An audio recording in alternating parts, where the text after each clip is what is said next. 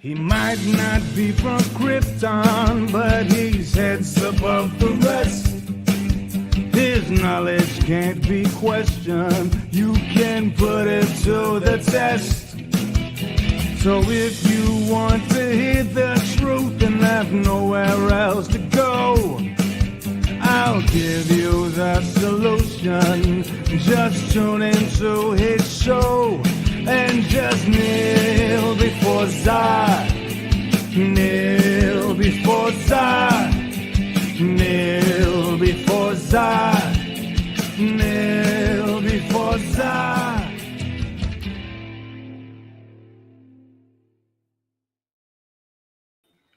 So, welcome everybody back to my continuation of my review series. I'm just kind of going over gameplay and things. My first video was like an overall just gameplay, how everything runs, kind of how to introduce you into everything. My second video was about 5 hours, and I went into a detailed breakdown of what I thought were the best Pool 1 basic decks and then an advanced deck for when you have all of the cards. Now, Pool 2 and 3 is where it gets interesting because the randomization of what you get becomes a little bit more prevalent at this stage. So basically, you are no longer really able to predict what you're going to get. The cards become more random that you get. Yeah, so it's a little bit harder to construct like a good list or a good guide for me to do for Pool 2 because there's only 25 cards and they run the gambit from level 222 to 474. And in between there, you can get really spectacular cards going from this list on. So honestly, I don't have really any way to make a deck that you'll specifically get. It's a crapshoot. So, I put the ones that I initially got. If you hit that kind of stride, you can give it a go and see what happens. But this is where it becomes a lot more randomized, and there's a lot more chances for you to get things that maybe aren't where I'm like, oh yeah, that's tremendous, or maybe you do get something that's like, oh, that's super great. But yeah, it becomes a lot more of a game of chance. So yeah, I'm in my menu setting because I had the music turned on because I can hear it in my speaker, but I'm turning it up so you guys can kind of get the sound effects and everything, and it's not so drab. So yeah, basically at this point in the game, there's a lot of luck into getting certain cards you need, and good luck. When you get to Pool 3, it was a chore. I'm in the 3000s. I still haven't gotten the shit that I want. So it really becomes what you get is how you're going to tailor your deck. So welcome everybody watching. This we're going to talk in the second pool of cards. And it's kind of funny because there's only 25. So you would think it would be easier to obtain the cards that you want. But in actuality, it's really not. So I did a starter deck based on what I originally pulled when I first started the game, and then an advanced deck of what you can make after you have everything. And I kind of combined some Pool 1 and Pool 2 in that because I feel like the first pool and the second pool really intermingle well.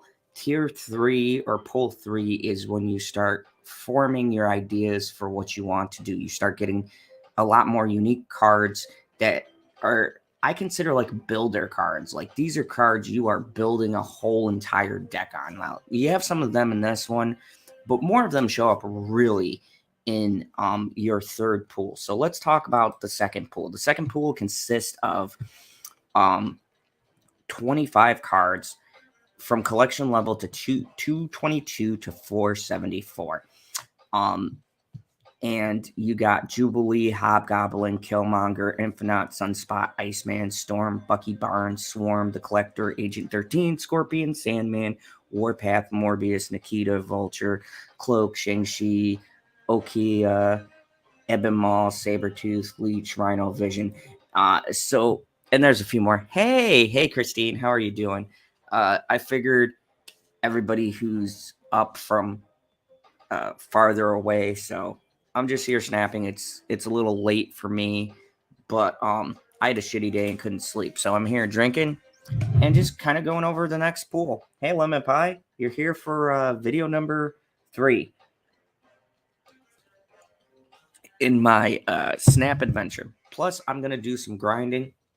I may do coming up soon a 24-hour kind of stream to see if I can make it to infinite before this all resets, because then my work will be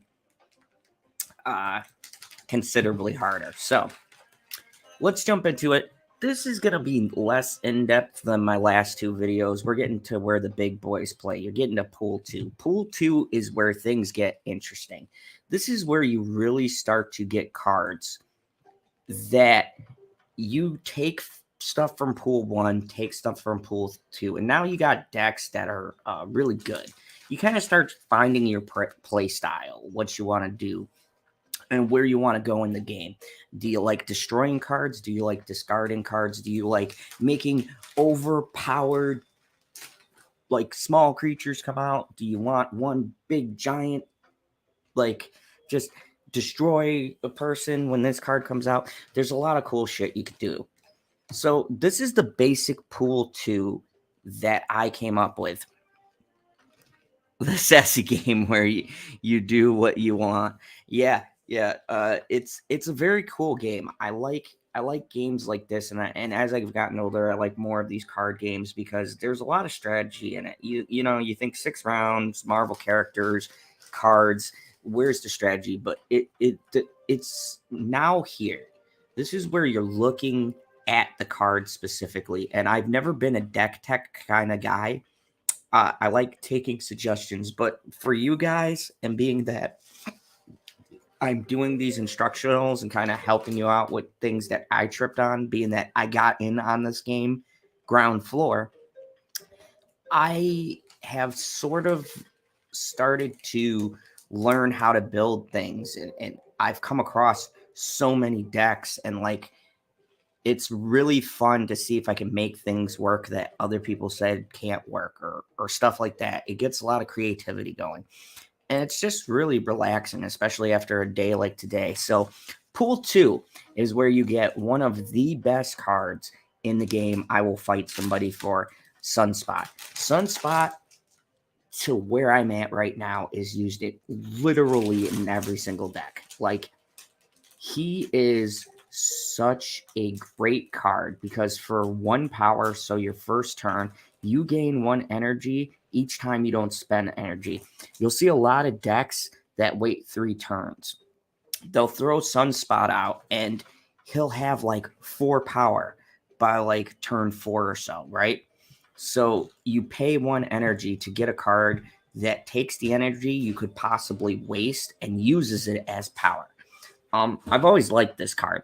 Now, the only drawback is he's a 1 powered. So things like Electro, Killmonger, and we'll get to him, and other cards will take him out. So when you play him, you also have to protect him. Otherwise, if you build him up, someone will go after him and try to take him out. So Sunspot, great card. Oh, you're drinking water? Yeah, I'm not going to say it's water. Now, once again, keep in mind, these Pool 2 cards that I'm using, you might not get them, but this is just what I started with and the order I drew in. Now, if you get something different, then let me know in the comments, and I can kind of readjust and maybe find you a deck using both Pool 1 and Pool 2 that will still be effective. So this is just, I'm calling it basic because this was the basic cards I started off with. I got lucky. Angela. Angela comes over from Pool 1. Angela, every deck. Like, There should be no deck you run without Angela. She is 2 power with +2 every card put there. There's so many things that every deck can use her for. She's just a great card. The best part is too, she doesn't feel overpowered. There's ways to counter her, but it's just great, especially for people starting out. It's a good card to have on the field. Get yourself on the board. It can't be destroyed easily. So, Angela, always in the deck. Hey, Carrie, good to see you. Welcome back to my Marvel Snap series. Today, I am going over Pull 3, the basic deck, and I'll play you the advanced deck after you get every card in this pool, which is 25 cards from power 215 to power 474. And I'm going to show you at least the best way I optimized it till I got to where I'm at. And then we'll go to where the big boys play. Tomorrow, I will do a video on Pool 3, where I'm at. This is Pool 3 I'm excited for because this is where you have cards and you start forming your own decks, right? You want to discard, you have all of the discard stuff, well, most of it. You want to destroy things, you have that. Me, I like playing control. So, it'll be fun. And thank you, everybody who's watching. I saw some new people checking out the channel. There'll be more Marvel Snap content, so stay tuned. I'll be posting videos and doing lots of live streams. So, Bishop should be with any deck that has Angela. Angela and Bishop are like peanut butter, okay? They go together. You never separate them. Even when you play them, I tend to play them together in the same spot because he gains power from cards played and she gains power from cards played in that lane. So they can both gain power simultaneously or one at a time. This is such a great ability. And he'll continue gaining power even after she can't anymore. So you can lay down a bunch of cards in a separate zone and he's going to become massive. Even at 1 power with just 1 power he gains. I've gotten this card up to like 9-10. It's ridiculous. Storm is my absolutely positively favorite card in Marvel Snap because I like control. Storm literally isolates an area. You saw me use it yesterday in my Spider-Man deck. Storm is used to get rid of a spot in your opponent's board. This forces them to play cards over there because they got 1 turn before they can't use it anymore. And it also lets you control what you play there. So say I have Storm out and I have 1 turn to play. I know my opponent, 9 out of 10 times, they're going to play in that spot because they're going to lose it. So now I can do some pretty cool shit. I could do a Hobgoblin. I could do, I'll show you Juggernaut later, but he knocks them out of that spot, so they wasted it. I could do a Shang-Chi if they throw a big card and destroy it. Storm is MVP on the control aspect. I love her. If you're looking to isolate people, she's one of the best cards in the game right now for controlling 1 entire spot and forcing both you and your opponent to play 2 spots. And it's very good if you're trying to narrow the board and kind of steer them into certain moves. And she fits in every deck. You could literally just throw her in anything. She also changes locations. So she's not like Scarlet Witch where she'll switch randomly. She's always going to change it to Flood. But say there's a place on the board you don't like, she will use her ability and change it. So you're also getting rid of locations you don't want on the map. Just an all-around great card. Jubilee is also in 90% of decks. She's only 1 power at 4, which you're like, oh, that's crap. But you can play a card from your deck. Any card you have in your deck, she will pull out and play. How this helps you is, and how a lot of people use it is, even though it's random, You can use this for like putting a bunch of 5 or 6 cost cards that you would not be able to play all at once. Lay her down and she'll pull one of them out. And they not only come out flipped, so they'll use their effect and you get that power. Amazing card. And I have the cool anime artwork, so I like it. Shang-Chi. Shang-Chi has gotten a lot of play in this current game state. Shang-Chi is so important because, like I said, with Jubilee and other things where I'm at, Shang-Chi can be put down to destroy 9 power cards. There's a lot of decks that boost power over 9, 10, 11, sometimes 20 power, right? So your opponent plays their big card, right? 20 power. You have one more turn. Well, you can lay down Shang-Chi, destroy their game plan, and win a spot you wouldn't have won. Hell, I've had it to where there's been a 9, 10, and like an infinite. I blew them all up with one Shang-Chi and won that spot instantly. You do this on the last turn, it's devastating to your opponent because they invested so many resources into this one area, and then Shang-Chi comes along and ruins their whole day. And plus, look at this art. It looks awesome. I love it. Warpath. Warpath was just one that was easy for me to grab from basic. I've heard a lot of people get him rather quickly. Warpath is pretty unique. You're not going to use him a lot where I'm at, but in the beginning, what he does is if there are only 2 spaces being occupied and you're not using that third space, he gains 4 power, which means for 4 cost, he becomes essentially a 4/9. How this is good is you can lay this down on turn 4 for an early kind of lead. Now, your opponent has 2 options at that point. They can try to match that power, or they could go somewhere else and force you to play in another location. I like to use them in a lot of my control decks because I don't have to play all 3 locations, right? I can just ignore one spot and hard focus on 2 of them and lay him down. That forces them to have to play where he is.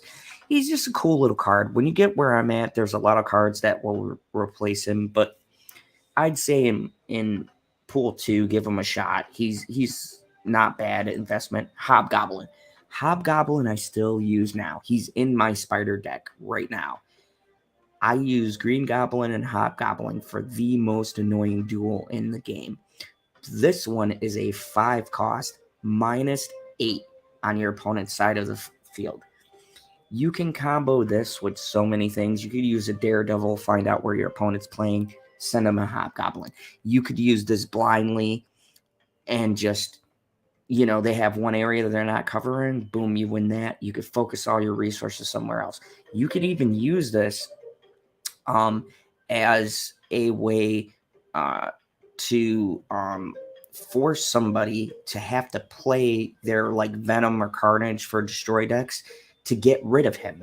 This is one of my favorite control techniques in the game. And you could also use Wave. Bring him out on turn 4 and completely mess up somebody's turn 5. He's very versatile. A lot of people are running Green Goblin now. I run them as a pair. You do Green Goblin on 3 to throw them off, or you can even play Wave, Green Goblin 4, or Hobgoblin 4, use Green Goblin 5, because they won't know you have another way to make negative power. It's such a great card. I love this. Blue Marvel. We carried this over from Pool 1. Look, Blue Marvel should be in every deck, or try to get it in every deck. It's so much better than it was. When I was playing beta, this was a terrible card nobody used.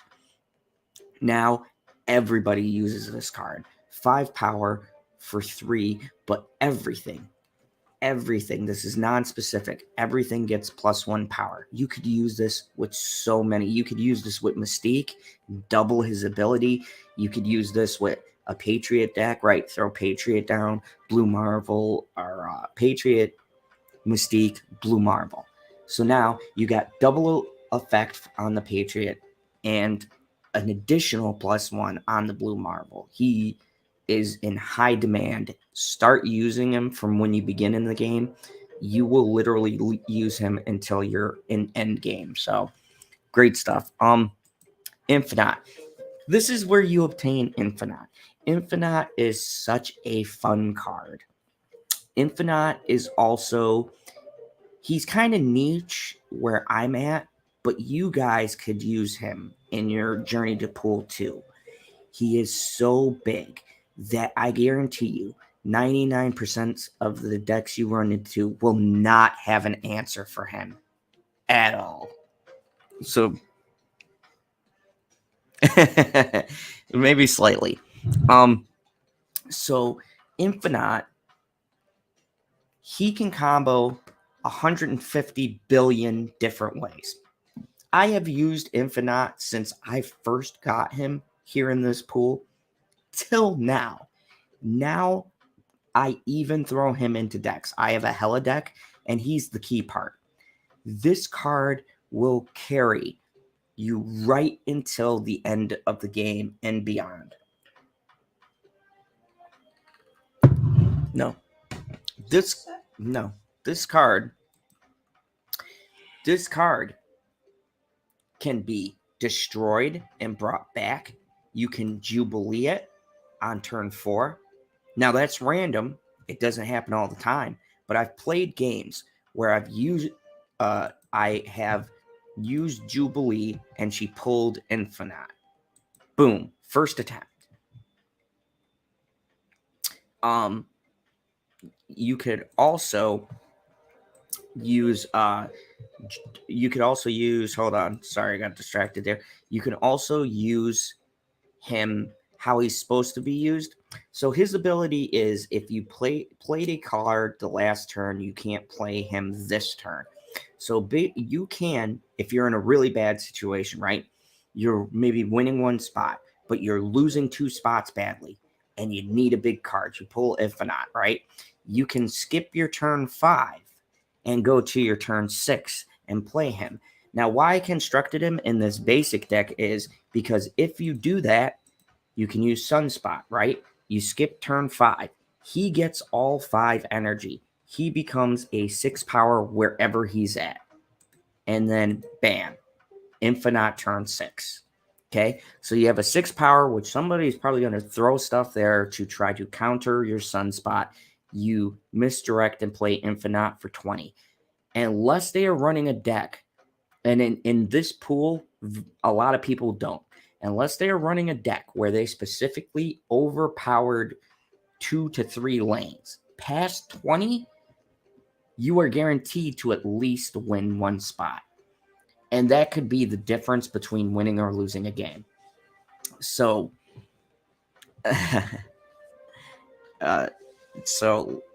Lemon Pie says, hi, Unicorn.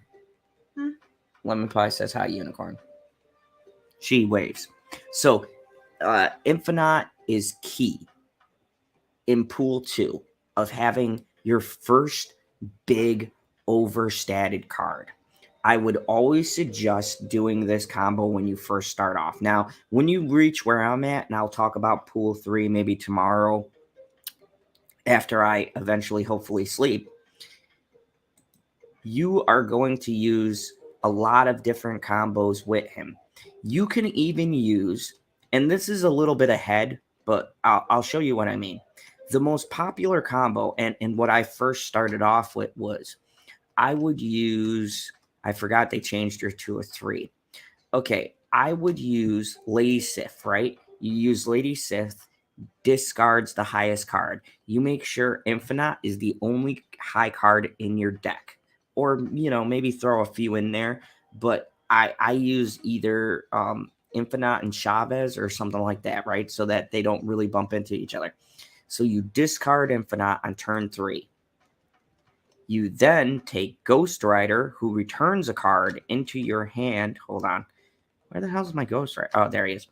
Now, Ghost Rider, you bring back a card on turn 4 that was discarded, right? So turn 4, you can use Ghost Rider in any location. And once again, now you're boosting how much the Infinite is actually worth. You're going to get the 20 power plus 3, 23 power. Bam. This is one of the combos you could use right at this kind of pool or even beginning pool 3 that is so devastating to your opponent. Because they'll assume when you use Lady Sith, when you start to play where I'm at, you're doing a different kind of combo. But this was a very basic thing that a lot of people were using. It doesn't get used as much now because there's so many other new cards and new mechanics. But this is an oldie but a goodie. And I've pulled it out every now and again. And people just don't prepare for it. They think maybe you're going to do a Agatha or something like that. And bam, you throw Ghost Rider and Infinite. They have no answer. That's 23 power plus whatever was in that spot. You could damn near push a location up to 30. So it's one of my favorite combos. Keep in mind, you can't really do that until pool 3 because I believe Lady Sith and Ghost Rider are both in pool 3. But for right now, this is the basic pool cards that I came up with. So I'm going to take it on ladder and kind of show you that even where I'm at, it's still viable because a lot of people, because I'm doing these series, a lot of people aren't expecting me to play these kinds of decks. So it's kind of funny going on ladder and like doing a couple of these throwback decks and having people wonder what the hell I'm doing. So let's take this on and I'll show you what the basic looks like. And keep in mind too, I'm further along than you guys. A lot of people you come up against won't have all of the cards or they'll be in the same boat as you. So it's not.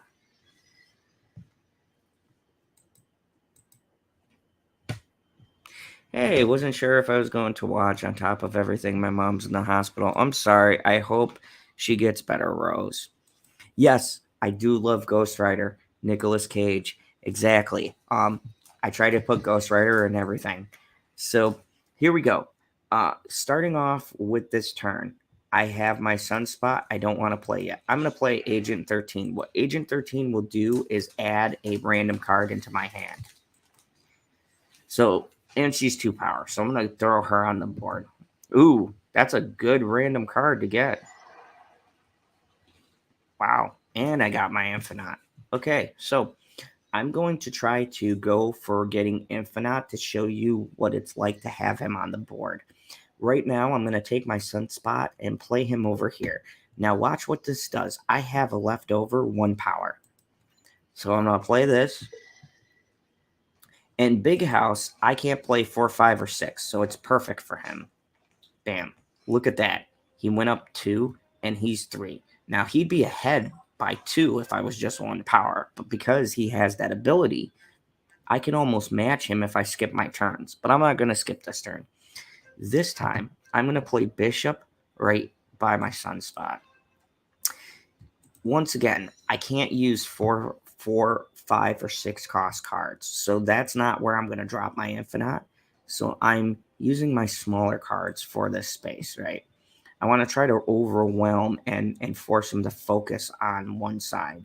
And then I'm going to Infinite a side he's not paying attention to. At least that's the goal.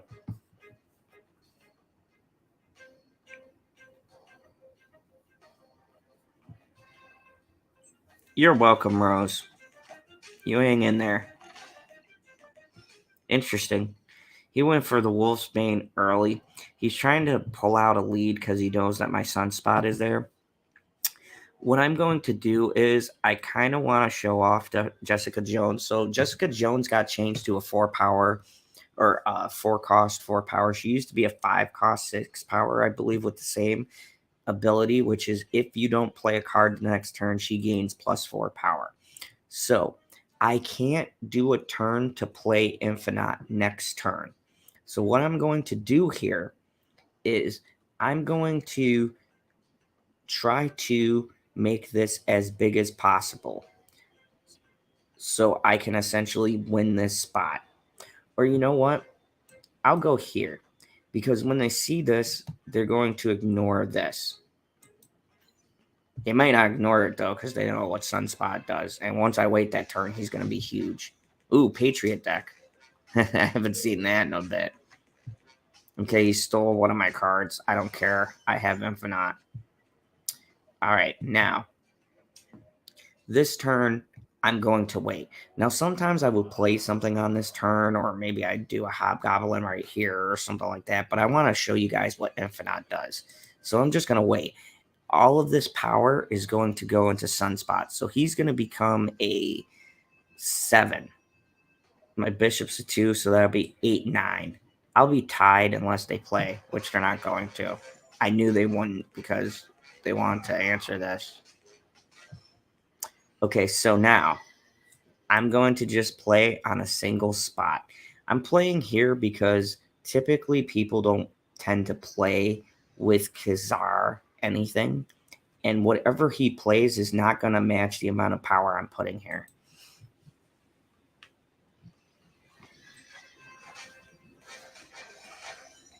So he went 10, 14. That's okay. I expected to lose 1. He can't look. He could not match that, and he was boosting all of his cards. So he used this, which gives +2 power to everything that doesn't have any text, like that right there. All right, this, or no, this one. Right? All of his tokens were gaining power. I used a basic pool 2 deck and obliterated him.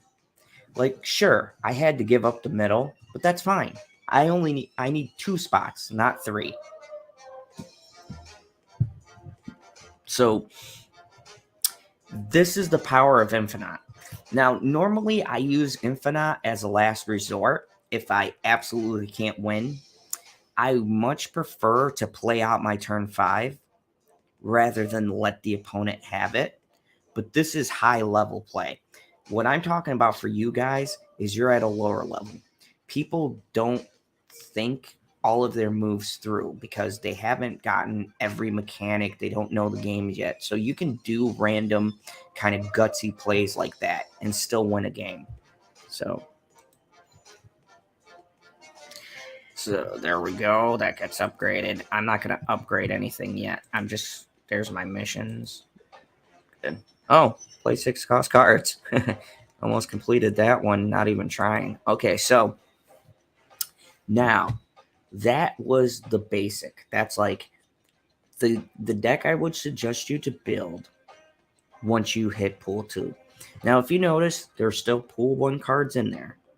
You still have your staples. But it's a very basic deck as the name implies. So now I'm going to show you, as the last showcase for tonight, Pool 2 Advanced. This is when you have all 25 cards unlocked. Okay, you have all of the good stuff, and now there's a little bit more room to start to build. Now, you can construct this at this point any way that you would like. I tend to build more control. That doesn't mean you have to build it that way. Once you have all of these cards unlocked, and you can check out Marvel's Snap Zone, they have a really good guide that shows you every single card in that tier, so you know exactly if you have them all. But this is what I would suggest to get a pretty decent win rate and to be semi-competitive, and it's really fucking fun. So, as you can see, Sunspot still stays.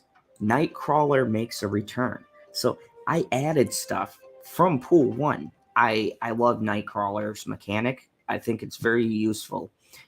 In Pool 2, you can still heavily rely on Nightcrawler. Hell, in my ranking, we still use Nightcrawler. He's just a great card. And a lot of times, people won't try to destroy him. I don't know why. Even where I play, They just don't go after him because they know he only moves. And this could be to your benefit because he could add that 2 power your opponent's not thinking about. There's also Killmonger, who's a pain in the ass. Angela, like I said, every deck, she's always in there. Now, I've added Armor. Armor is a very underutilized card by new people to this game. And most people who are vets in this game knows this card is very, very, very good. This card is played even in some niche decks in the level I'm at right now because this card's continuous ability is cards on at this location or on your opponent's side can't be destroyed. So how does this benefit you? Well, there's a lot of Carnage now running around in Nova. So what Carnage wants to do is destroy a card and gain its power. If you play an Armor before they have a chance to destroy Nova or drop their Carnage, you will interrupt that ability. They'll try to destroy it and it'll stop it. If you have like Danger Room, Death's Sanctuary, anything that destroys a card at that location, even Luke's Bar that bounces a card, this card will stop that effect. Nothing can be destroyed. Nothing can be removed from that location. I believe, yeah, it can't be removed. I haven't tested in Luke's Bar, actually.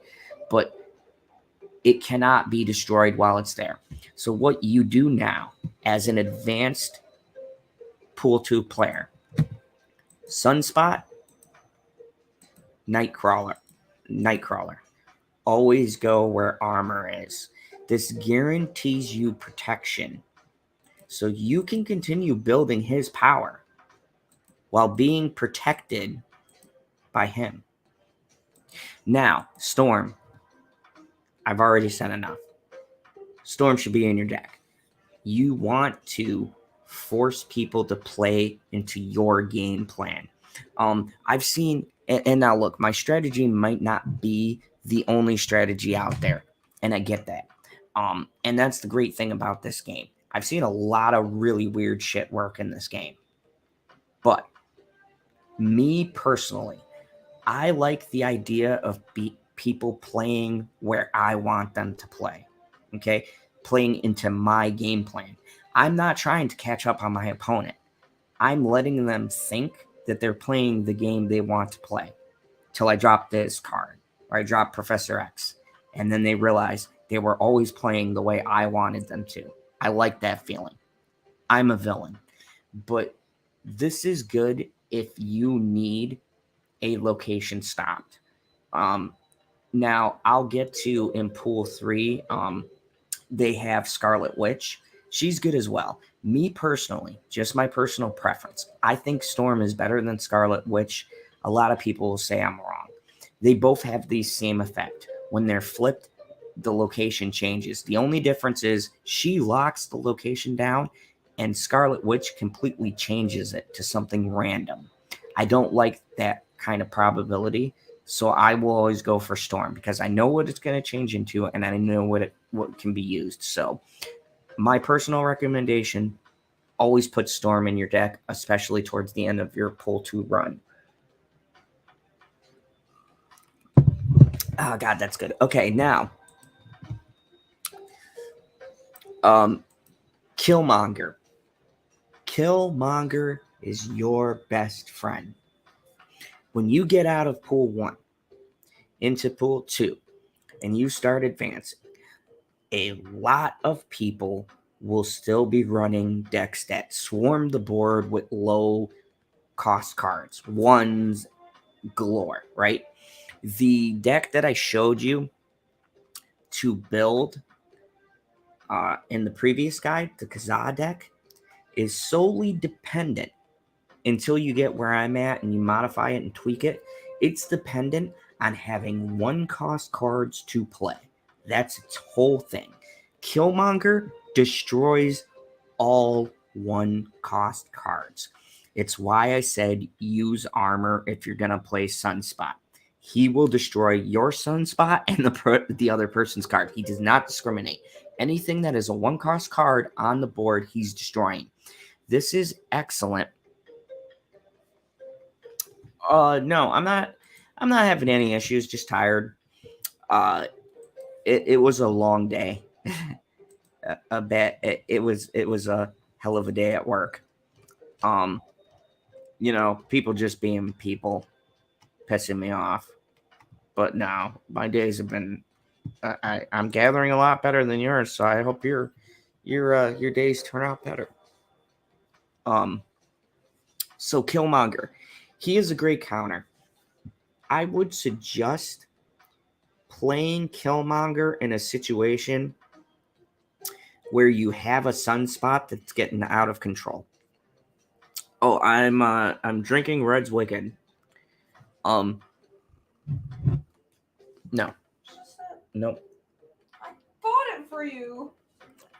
No. I'm doing you a favor. Chew you. Now, Jubilee.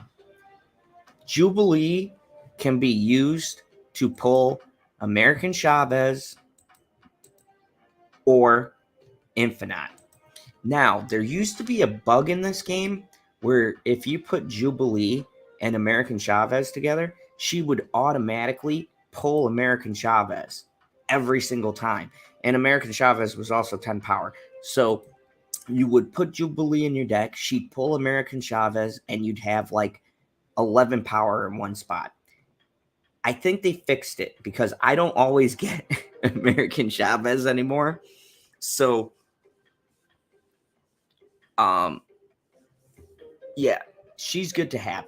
Now, here's where the advanced part comes. You have a lot more powerhouse cards. So the way I've built this deck is I've loaded the top end with 5 and 6 cost cards. The goal of this deck is you are running Angela, okay, and Sunspot. You are going to play Angela first, play Armor into Angela, play Nightcrawler into Angela, throw down Sunspot, move Nightcrawler. Now from there, I've given you options. You can choose to lock down a location. You can choose to destroy everything if people start getting clever and playing 1-cost cards. You can use Jubilee, and I would suggest doing this. Use Jubilee on turn 4 to pull any of these 5, 6-cost cards. Ideally, you want the lower cost cards to be in your hand, so that way the probability of Jubilee pulling a higher card for you is much higher than her pulling like a Nightcrawler or a Sunspot or an Armor or Storm when you don't want that card. The other option I gave you is if you don't have all your low cards in your hands, or you're afraid she might pull a card you don't want to do, I put Warpath in this deck so that way you can play to a way where you only are using 2 spots. So he will automatically become that 4/9. He's just a threat to have. Now, Infinite is in this deck, but Infinite is not the focus of this particular deck, okay? He is more of a luck draw. You use Jubilee to go for Infinite if you can. If you don't skip your turn 5. That's not how I designed this. You're going to play that turn 5 unless you have a really poor hand and you need a spot. Then I would suggest skipping your turn 5. And that's if you have a Sunspot too. Skip your turn 5, let him get the power, play an Infinite. Now, I put in a great card, Devil Dinosaur. Now, you're not going to get his counterparts till you get to where I'm at. But Devil Dinosaur is great for this deck, especially if you do what we call top decking, which is you pull all your powerful cards, right? And you can only play a certain number. Devil Dinosaur gets +2 power for every card in your hand. This thing can become a 15, 16 power on its own if you hold every single card. This deck will help you also learn when to play cards and learn when to hold them in your hand and not play them. It is a very essential skill. I use this as an advanced deck because I feel like this teaches you a couple of different techniques. One, it's going to teach you how to combo certain cards together, what works and what's a terrible play. And everybody's got to make the mistakes on their own. But I feel like this deck gives you more leeway if you do screw up. And this gets you ready because I'm going to show you some of the decks I'm working on. And with these decks, there is very little margin of error, which means if I play even one thing wrong and I don't play my strategy how it's supposed to play out, I could lose an entire game. And so a deck like this, and I would suggest playing something like this early in your run, helps you to learn the key things about when you should lay stuff down, when you should wait, when you should let your opponent move, and to be patient. Like, you're gonna get that itch and see that big card and be like, I'm gonna throw this fucker down right now. But that's not the best play, because then you've given your opponent all that the information they need to answer back. Okay. A good strategy for this game is there's 6 turns. By turn 5, you want to be in a position that the cards you play leaves them with very little to no options by that last turn. Okay?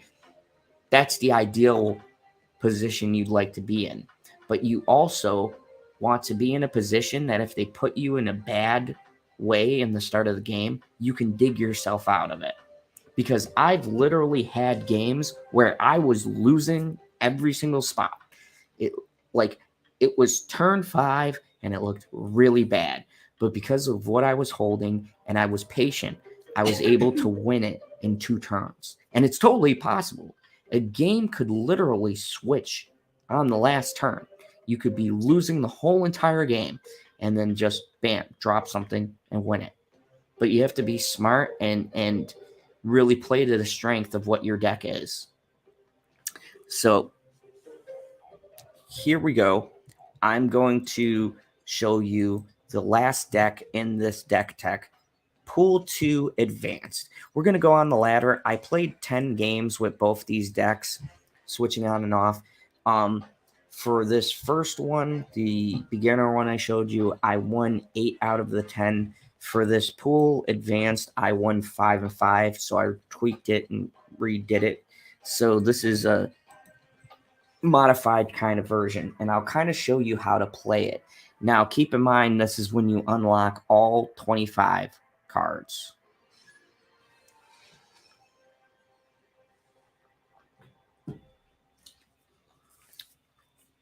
All right, so Stark Tower. Stark Tower gives me, after turn 5, +2 cards to +2 power to all of the cards there.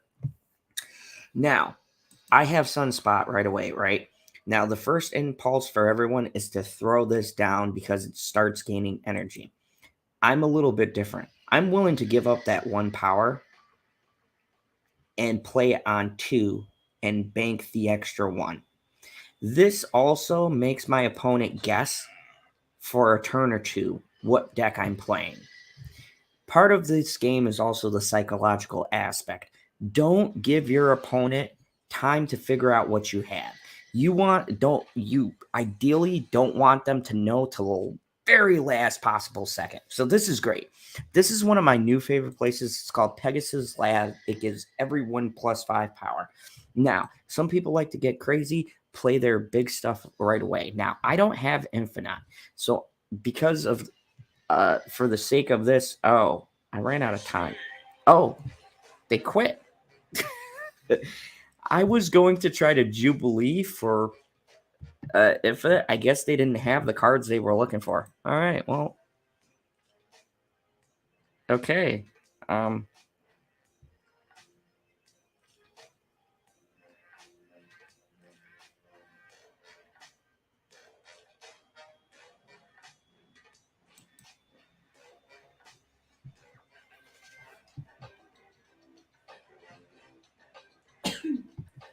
Yeah. Thank you.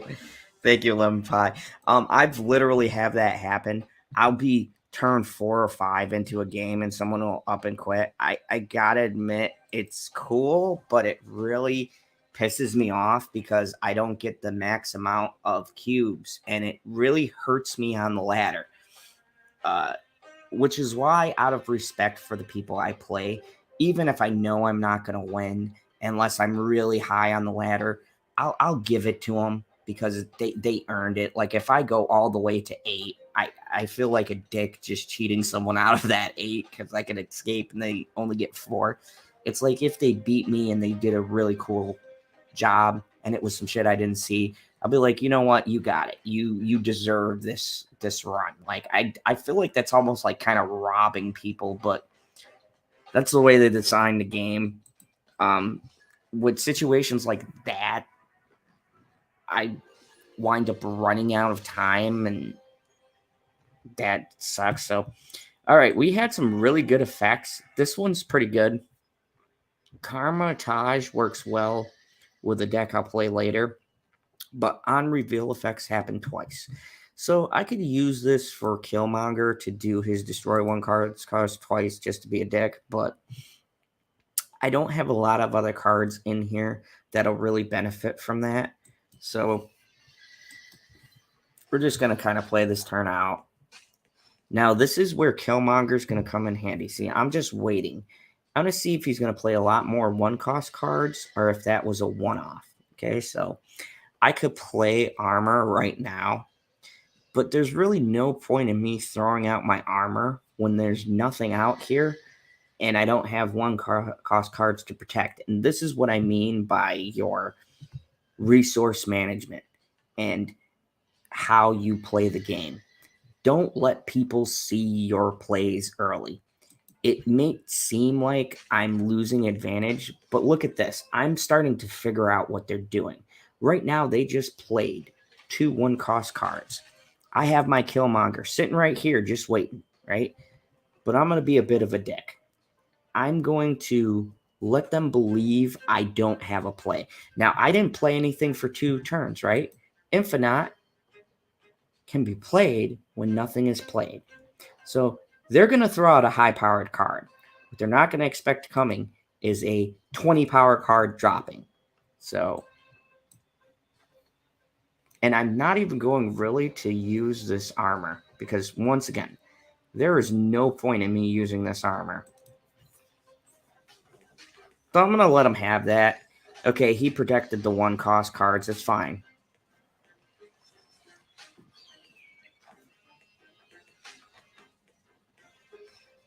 So I take this spot.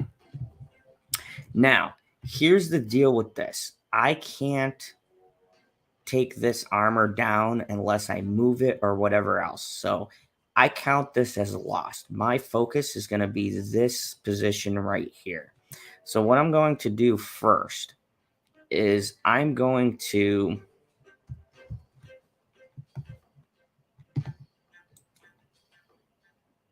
play my Warpath right here because this loss doesn't really affect me. I have Warpath. I'm actually gaining power off of not having this space at all. So he's snapping because he's overconfident. He thinks he has me. He must have something he thinks he can counter this or my. Seriously? Interesting. Now that is a very cheeky play. So this is what I'm going to do, right? Be like, okay, you have your 9. All right, I'll match that. I have more cards in my hand. I'll accept your challenge. 13 power. Now that Kazaa is only working for these one-cost cards.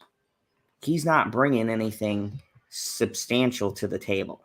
So now here's where I have multiple options that are not good for him.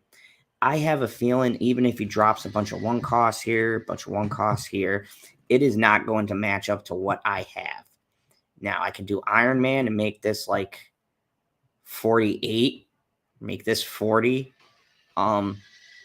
I can do Iron Man and Nightcrawler.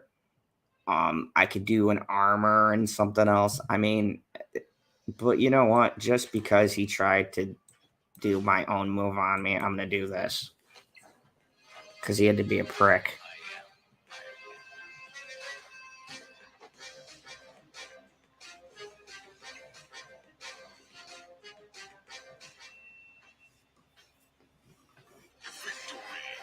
So, this is the power of this advanced deck.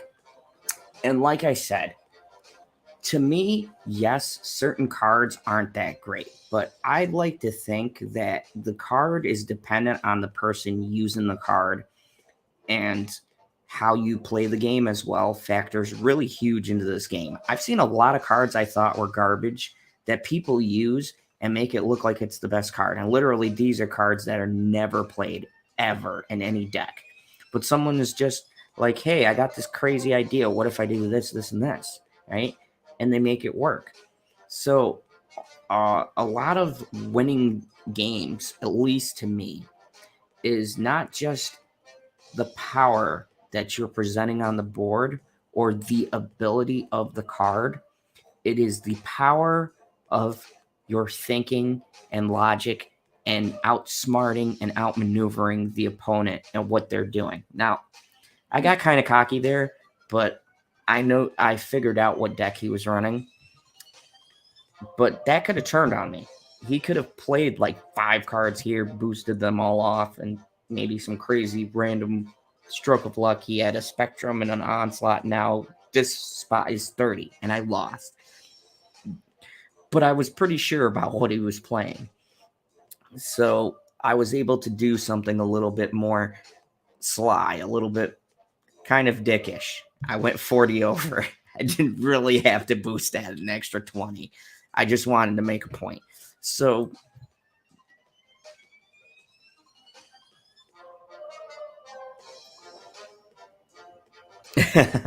thank you. I appreciate it. Lemon pie. So another thing I want to point out too, and this is important. A lot of people new to this game try to take all 3 spots. Remember, you only have to win 2. Taking 3 is cool. I've done it a couple of times.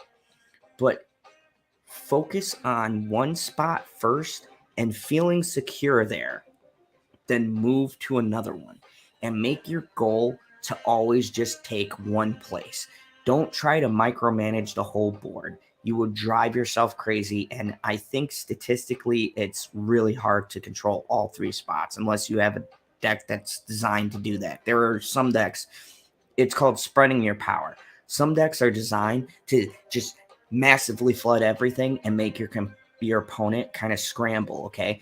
But when you get to where I'm at, and these kinds of cards we're playing, you're not focused on taking every spot. You're focused on making one spot strong, whichever one you like, whatever location looks good to you that you can work with, and then jump to another spot and take that. If they take the middle, let them have it. If they're above 10 power or 15 power, it's lost. Whatever they play next is only going to be to take that, because your opponent, if they're smart, are trying to do the same thing. You both only need 2 locations. Pick one you can win, because if they focus on one, that means you can win one too. It becomes 1-1. So you only have to challenge at the last spot. There's only going to be one spot you both have to contend for to win. So focus your energies on strengthening one thing at a time. Don't spread yourself thin, or you'll never win and you'll be very frustrated. And to be honest with you, like real deal, and most content creators won't say this or they'll give you a funny story, but this is the God's honest truth.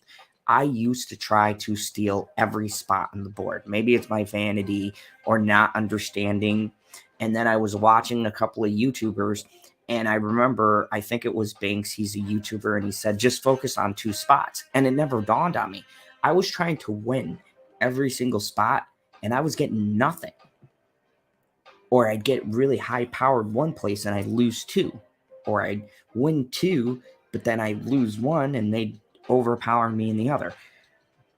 Don't split your focus on everything. Focus on two things. Well, first, turn 1 and turn 2, focus on getting dug in really deep in one place. And then 3 and 4, shift to another location that looks good. Turn 5 and 6, you're just securing what you took those first 2 to 3 turns.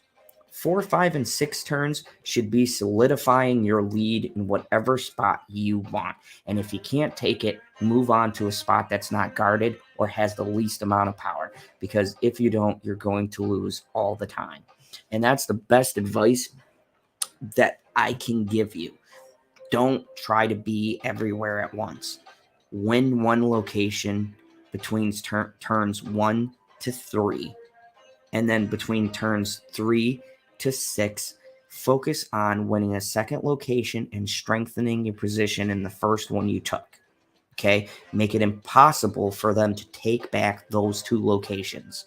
That is the key to winning this game. If you got to let somebody have something by 40 points, fuck it. You saw me give up that left spot. I wasn't going to win it. Why am I going to waste time trying to contend somebody who's clearly got that locked down, right? So what did I do? I shifted over, right? I strengthened my position on the far right, and I focused on the middle. That is a readjustment because originally I wanted the left. But after I missed the armor, I knew I wasn't going to win it. And another thing is recognizing when you've lost. If you can recognize early on when you're losing a location, then you're wasting less time and energy and resources on that location. And preferably you want to do it within the first 3 turns. You will know by turn 3 if you can't possibly win that spot back. And don't try. Just cut your losses and focus somewhere else. So, yeah, that's the best that I have. So those were Pool 2 beginner and advanced, guys. You can check this back out, rewind, see what cards I used. These are just my suggestions. If you have different cards, if you come into this game and you have different cards or you stumble across this video, please leave a comment in the comment section and you can ask me like, hey, I have this, what would work? And I'll try to construct something based on what cards you do have to make it work. So let's move on to the fun part of the section. Now I'm going to do some climbing and I'm going to show you guys my custom builds.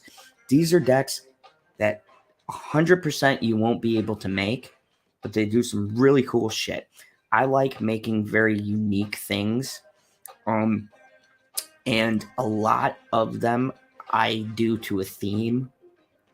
All right. Or I get an idea in my head, like I want to do something that destroys like everything and then gets a bunch of power. So I'll try to fashion all of my cards around the theme. And so I'm going to get into the building portion of this. And maybe even later, I'll build something from scratch for you guys and show you my thought process behind doing stuff. So the deck I'm going to be showing off first is my Guardians of the Galaxy. I've showed this before, and I'll do it again. I love this deck. So how I fashioned this deck is I had the idea. Guardians of the Galaxy all have a unique mechanic.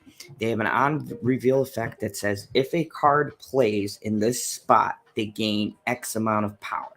Now, in this game, at my level, it is fucking impossible to predict where your opponent is going to play. You can have a rough idea based on the cards they're throwing down, but oh, thank you.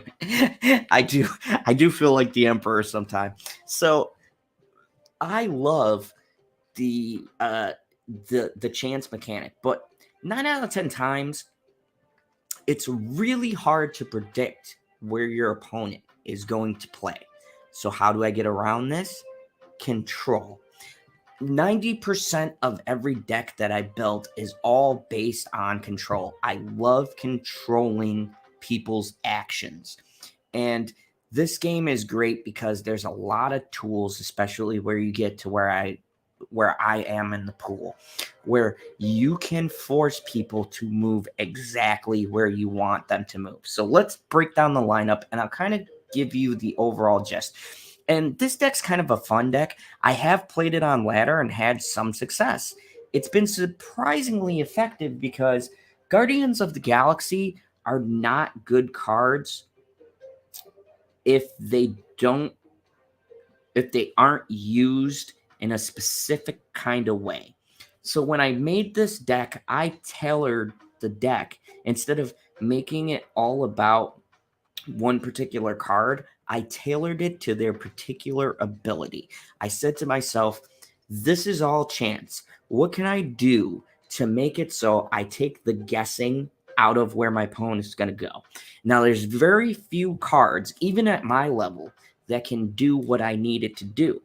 So I had to get kind of clever and make a deck that forced people into moving where I was at. So how did I do this? How did I force people into making moves? So let me do the control part first. The control part of this deck is I'll start Daredevil. Daredevil, and I showed him off the last thing. This is an amazing card. On turn 5, he lets me see where an opponent is going to play first. It means instead of me going first on turn 5, they are forced to move first. I now know where they're going to play. Now, there's 3 different cards that I can use in this deck alone that directly connect with this ability. Daredevil is one of the most underused control cards in the game right now. I would argue a lot of people do not have respect for the mechanic that he can do. I've seen so many people rating this card, and a lot of people, he was a premium card. They said he was trash. And he is, yes, very specific. Daredevil specifically works in decks that control the board. But for me, he's one of the best cards in the game because I like to control the board. Daredevil makes this possible. Turn 5, I know what my opponent's going to do at all times. I also see people, and it annoys the shit out of me, I see people play this card on like turn 2, turn 3, turn 1, turn 2 mainly, 2 or 3. Okay, this card is not designed for that. The minute you put this card down, your opponent's going to do something different because they know what you're trying to do. You always play Daredevil on turn 4, and you build your deck around the fact that Daredevil is going to always be played on turn 4. Okay, so Daredevil is very unique because you play him turn 4. Once they see, there's nothing they can do. They are forced to play first on turn 5. You view what card they have, and then you can counter. Love this card. Absolutely like MVP in this deck. Goose. I did not really like this card at first because it did not fit in any of the decks that I played. But I said, hey, Guardians of the Galaxy. If you guys don't know the comics, Raccoon and Goose have gone on adventures together. So I said, I got Raccoon in here. Let me throw in Goose. This card is actually stupid good. This card is like the spot, the big house.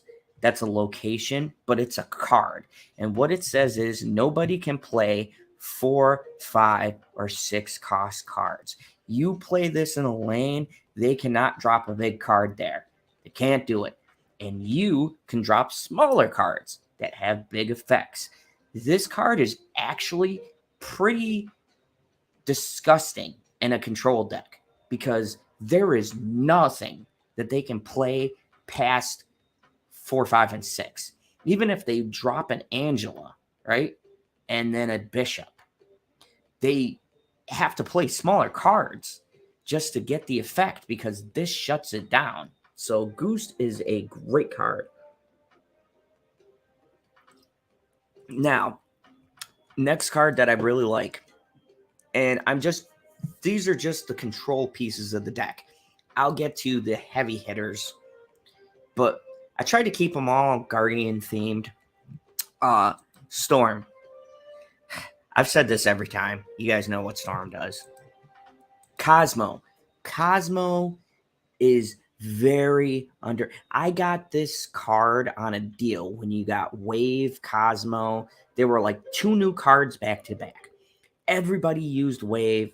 Everybody forgot about the good boy Cosmo.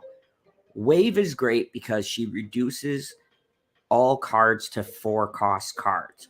She can be used offensive and defensive, but Cosmo got overlooked. And Cosmo is very important, especially where I'm playing it.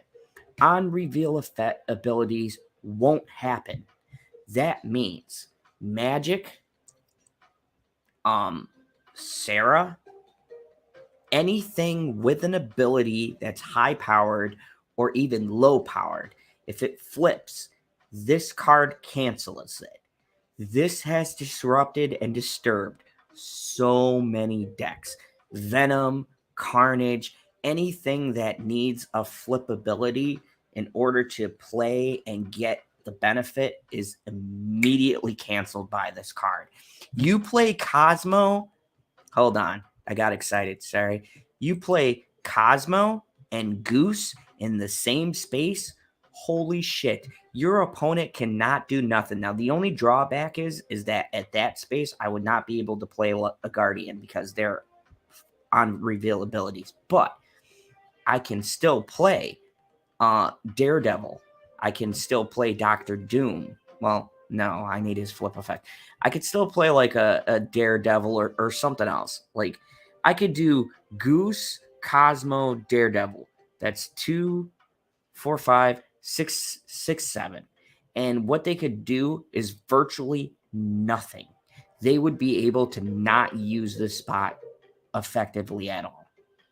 And 9 out of 10 times, any spot you put a Cosmo on, they'll just move to another space because they need that on reveal to activate to do their big moves. This is one of my favorite things to do. Now, I got Iron Man because, like I said, Iron Man is in every deck. Iron Man is a staple. Being able to take your total power and double it is a win, okay? You can literally just drop, like, say you drop Drax at 4 and Groot at 3, right? That's 5, 6, 7. 7 power.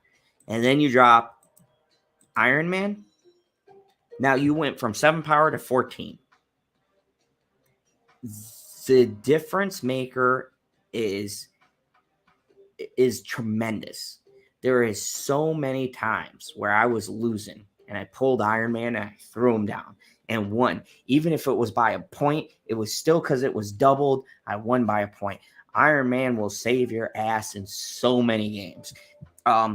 And the great part is that I don't think they'll ever nerf him because there is ways to play around it. But it's just a really nice tool, and it's cool when there's cards that can go across multiple decks. Like, you can play him anywhere, pretty much, and he works. Any kind of deck. I've even played him in discard decks where I'm just throwing cards away. I still pull Iron Man and get a double power. Like, he's so versatile. Professor X. Professor X, I got his special art because I fucking love this card so much. That's the School of Xavier, I believe, comic book School of Xavier, or the School of X. This card is so fucking devastating with Daredevil. You play Daredevil on turn 4. You see where your opponent's going to move on turn 5, and you go to the opposite place and shut that shit down. And there is nothing they can do about it. They can't move their cards. They can't destroy them. They can't place anything there for the rest of the game. This combo destroys so many things in high play right now. There are so many cards that are dependent on having at least a whole spot opened up. You play a Professor X there, even if you don't win, they're done. Because they're secluded to 2 spots. And if it's like a Wong going, right, I will play a Professor X and they can't finish the rest of the combo because Professor X prevents them from using that spot. It's done. It's like Storm, but times 20 because you can't move, you can't destroy, you can't place cards there. They can't use Doctor Doom and get a Doombot. You can't do nothing in a Professor X location. But Professor X is too random. It's hard to play him in a deck where you don't have the ability to see what they're going to do, because then it's a gamble. 50-50 shot they'll play something there. Daredevil is where this card became top tier, because Daredevil on 4, Professor X on 5. Daredevil guarantees that your opponent is forced to take their 5th turn before you. Now, you're not playing on information you don't have. You know exactly where they're going to move. And you take Professor X and you move that fucker in a different spot. And they lose that location. They can't play there anymore. I fucking love this combination more than I could put into words. This has won me so many games. It's so funny. And I've literally had people quit a game because I've done Daredevil and Professor X. And they just knew that their combo was fucked. And they just leave. It is so funny to see when this card drops. And I can almost imagine, because I've been there. Before I started running, before I had Daredevil, I didn't have a good way to use Professor X, so I never used him. But my God, once you get this combo and you're on the other end doing it to someone, it's so fun. But when it's done to you, it's fucking annoying. I've been in so many games where I've seen a Daredevil drop on turf form. Fuck, because I know whatever location I play at, they're going to go somewhere else and put a Professor X, and I'm fucked, and your whole strategy is done. The great part about this is that it's not overpowered because there's a lot of ways to work around it. There's some decks that can still win even if they lose spots. But it's so cool to now narrow it down to those 2 spots. So think about this. You play Storm on 3. Play Daredevil in Storm on 2. Force them to make their turn 5. 9 out of 10 times, they're going to move towards the Storm to try to take that, right? Now, after turn 5, they've lost 1 location and they've lost 2 locations. You see where I'm going with this? This deck is designed to literally force my opponents to play 1 spot that I want them to play at.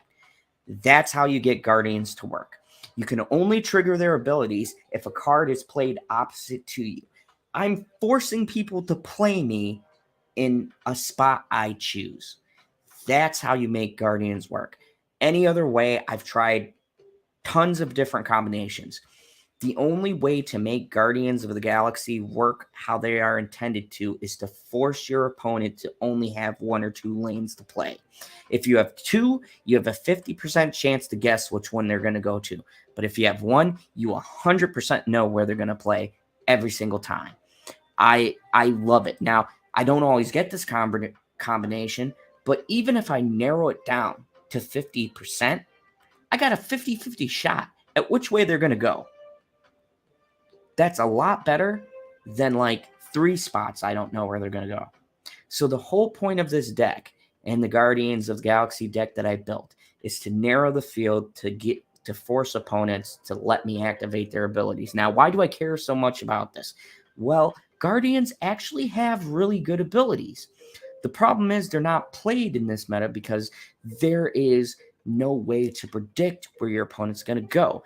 That's why these are a dream for control decks, because you're controlling where your opponent's going to go. So, first one, Gamora. Gamora, I see in a lot of decks. She is fucking ridiculous power. The only reason why a lot of people won't play her is because her ability is your opponent played a card at that spot. Then you get a +5 power. So, 5 power, 7 plus 5. This is 8, 9, 10, 11, 12. 12 power. 12 power is like a 6-cost card power on this card. But the catch, your opponent has to play at that spot. So how do you work around it? Well, Daredevil 4, Professor X 5, Gamora 6. I don't need a lot of power. I just need enough to win. That is, and I've heard a lot of people say Guardians suck. They're not good. They're good, but it's all how you manipulate the board. I would like to make it top of the ladder with this deck, quite honestly, because people shit on these cards like constantly. And it's not that they're bad. It's just that they're dependent highly on your opponent always playing where you put the card down. And that's kind of a bad thing. But now when you have these equalizer cards, right? Rocket Raccoon, 1 cost, becomes 4. That's pretty fucking strong. What's the catch? Your opponent has to play there. Well, now, if you play a Storm and play Rocket, right? You get 4 and 3, 5, 6, 7, 7, right? Or you play Drax and Storm. Play Storm on turn 3. Say you don't have your Daredevil. Play Storm on turn 3. Play Drax on turn 4. That has won me so many games because now he's 4-8 with 3 more or 2 more power. That's 10. And they can't answer it. So I'm going to take this into ladder, kind of show you what I'm talking about. And kind of show you the oops. No, that was not where I want. That was not what I wanted to do. Okay. I'm going to show you how my Guardians play. Now, the only problem with this deck is if I don't get my control pieces, and this is what I'm talking about when you become advanced. Decks become a lot more specific to what you're trying to do. This deck specifically needs me to get certain cards in order to make it work. Now, locations can also affect decisions. So this location came up. Plus 5 power to every card played here. I can almost bet you any money they're going to go for this. So I'm going to put my Rocket Raccoon right here. Oh, wow. I'm shocked. See, normally opponents will go for that spot right away. This is great. So right now, I have like 7 power. So I'm going to take a gamble because I don't want him to access this spot for the rest of the game. I'm going to put my Professor X here and lock this off. Now, he could use this, but I'm using Goose as a distraction. I'm going to place Goose in the middle. Now, he's got a 50-50 shot at guessing what I'm doing, okay? If this pays off, he is hopefully going to go here or here. So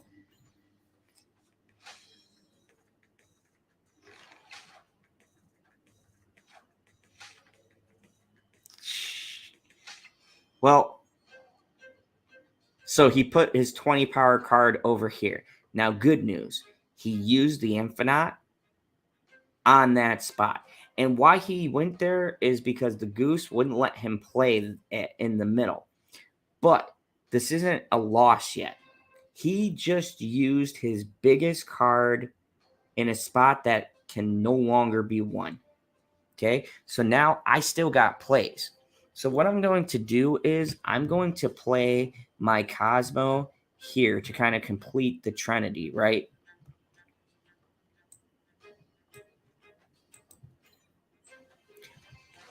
So now I've completely blocked this off because he wanted the Atlantis bonus. He can no longer use on refill effects, okay? And he can't play high-end cards here. So he is done 2 different kind of ways. Now, I don't need Daredevil anymore because Daredevil would be used with Professor X. So what I'm going to do here is I'm going to play my Drax in this spot. Because now that they threw down Invisible Woman, I'm guessing they're using a discard deck, which means they're going to hide everything under that card. Yeah, see, they're trying to discard their hand. And it's still fine. I get that bonus, so just going to play Daredevil here. No, you know what? No, I'm going to play Gamora right there. Okay, now I got two different options. I can go here, get a Doombot for 5 here. I can't Iron Man here because Iron Man's effect is not going to work. I'm going to do Daredevil. You know what? Oh, no. I'll do Dr. Doom here and do a Doombot over here. So that's going to bring this up to 10 and this up to 16.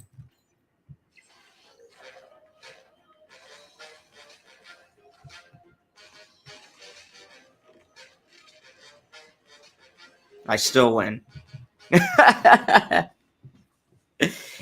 So this is what happened and why I said losing a spot doesn't mean losing the game. They made a huge mistake playing the Infinite right over here.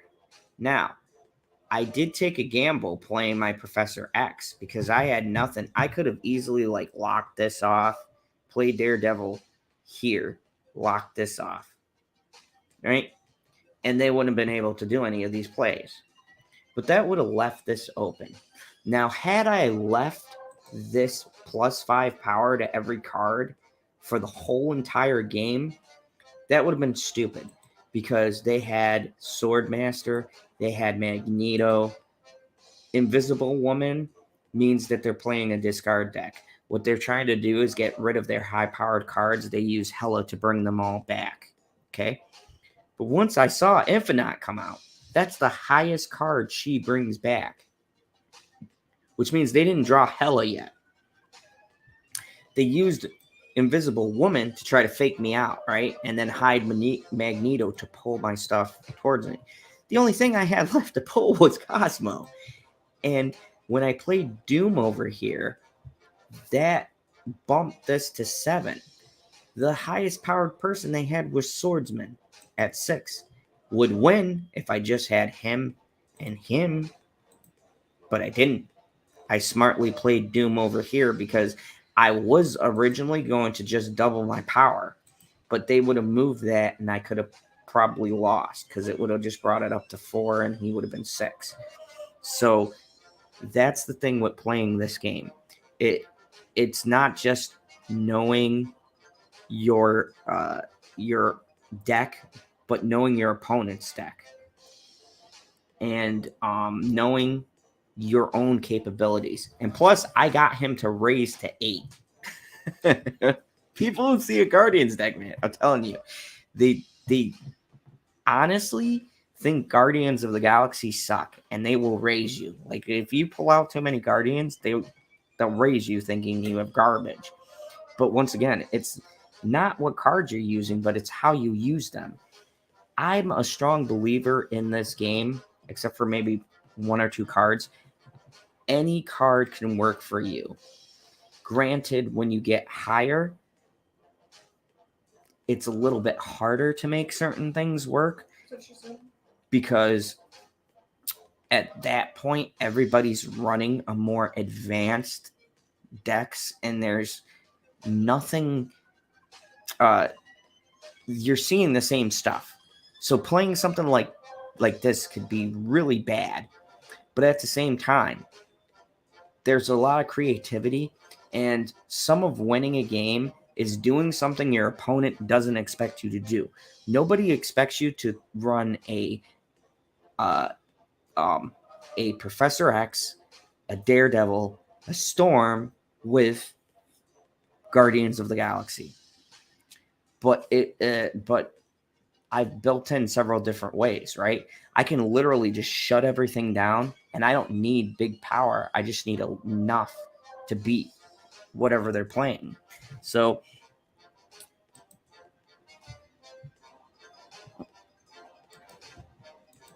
that's my Guardians of the Galaxy deck at work. Really love that. Lots of control. The next deck I built was Into the Spider-Verse.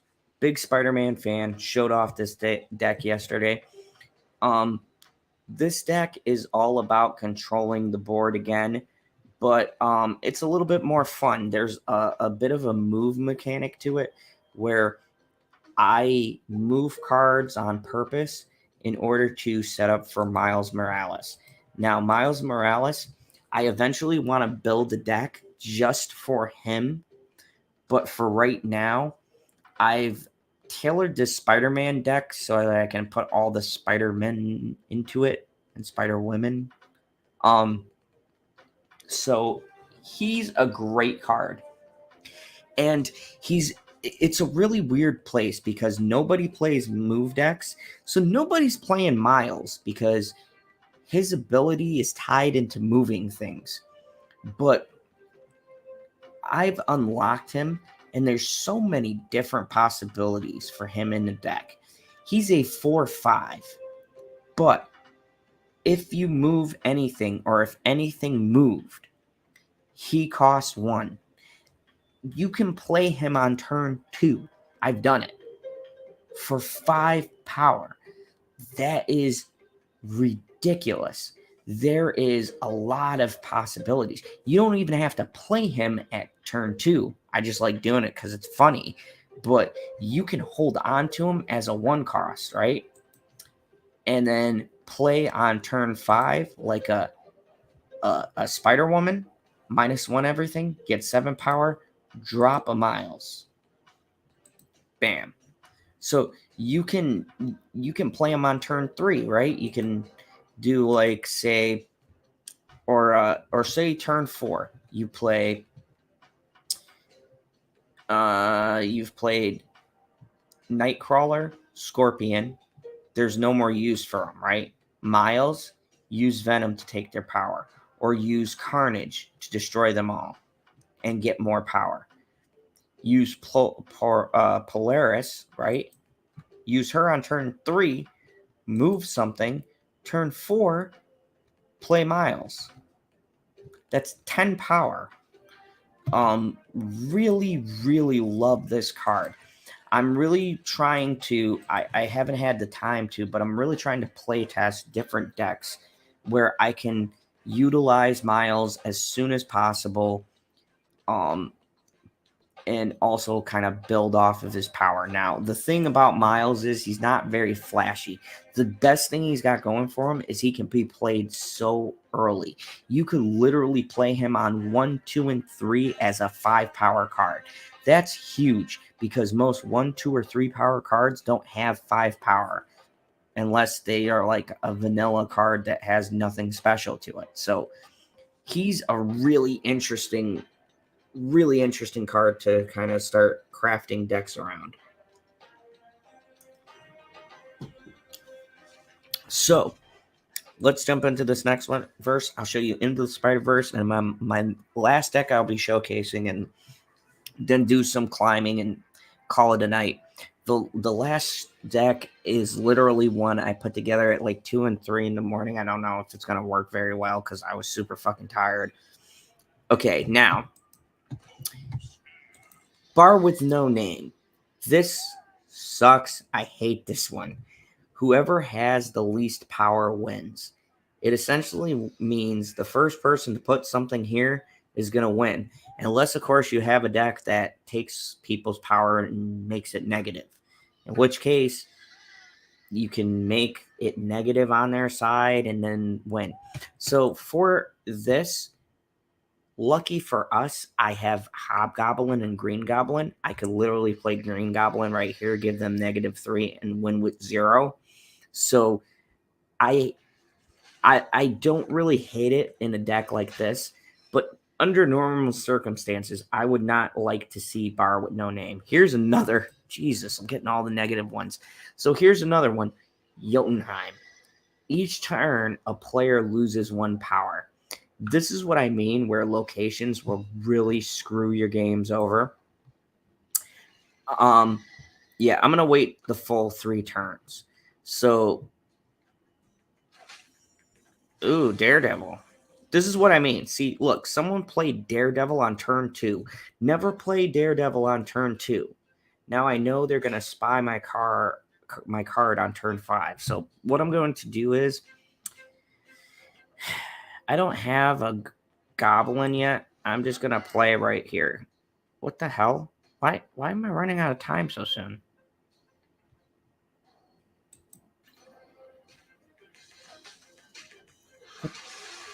That was okay. That was really, really. I don't know what happened there. It just took away my time right away. Okay. Not a big deal. I already know how I'm going to win this. I'm going to use these. Ooh, thank you. Okay, I'm going to use these, get a Carnage. I'm going to use Goblin and put him on bar with no name.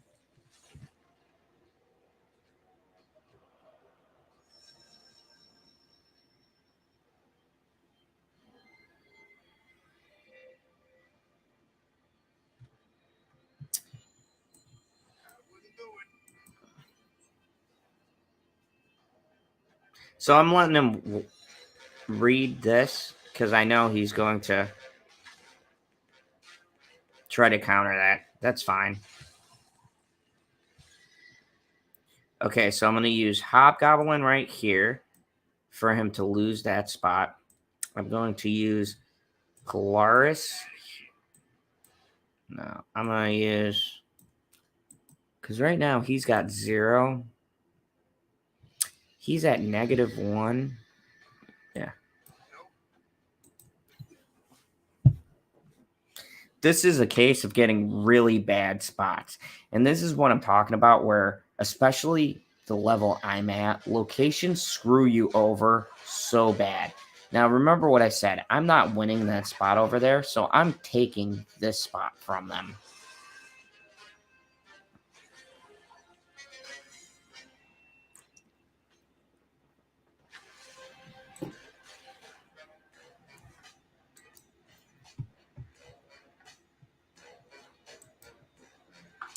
All right, so yeah, they screwed me over with that. I'm gonna do another match. That was a really, really terrible game, and that's a case where spots and locations will fuck you over in this game. Like, I had every spot that does a negative effect. Do you know how that hardly ever happens in a game? I cannot believe I.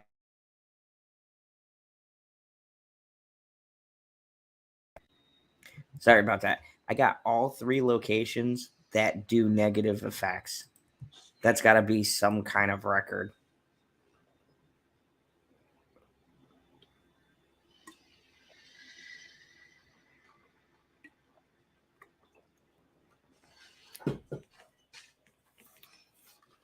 Okay, so this is a destruction deck.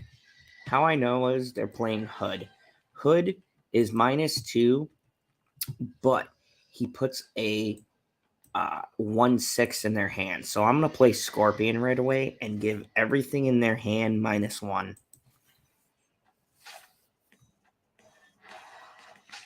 Yeah, see Bucky Barnes, he's going to destroy these 2. He's going to get a 7 powered or 6 powered, and then he's going to destroy the Hood and get rid of the -2, because that's exactly what I'd do. But you know what? I'm not going to let that happen.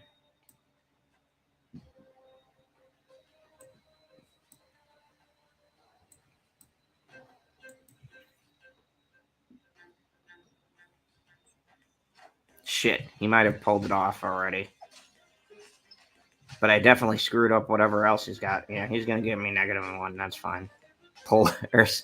That's okay. We can do that.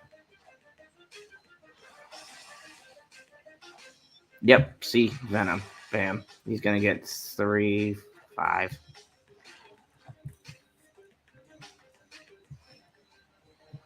Okay, so now me pulling this has forced him to place Professor X probably in a spot he didn't. It leaves me these two spots right here. That's a 2-powered, and that's a 2-powered. She can pull 1 to 2 cost cards. Yeah, I'm gonna do. No, you know what? 4. So I will do. No. I'll do this because I'll pull that off of there and then I'll destroy it.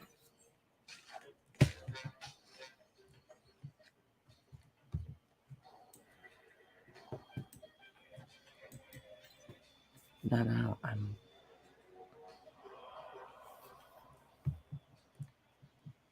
Why didn't it move? What is going on? This is seriously glitching. That should have moved. I have no clue. Oh, it showed this. What? That was weird. Okay, so now I have a chance to win this spot. I'm gonna play this 5. That'll be 6, 7, 8, 9, 9. And then I'll put another 5 over here with the Doombot. That'll be 6, 7, 8, 9, 9. Now, I'm curious with these here, what he's going to play here.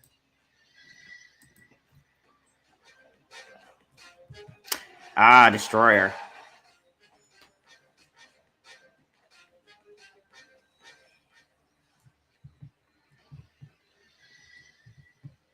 Okay. All right. This isn't a lose yet. So he's got 16 power here. I've got about 9.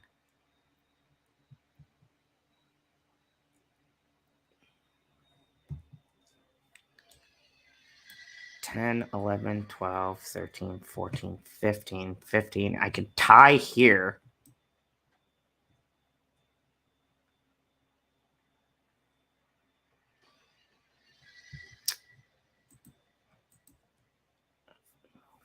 And 2, 4, 6, 6, 9, 10.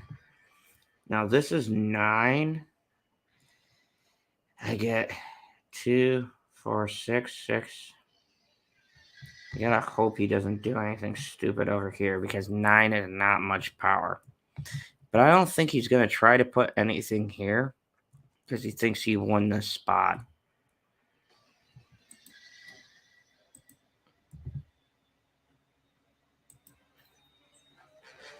Oh, he did. Oh, wow.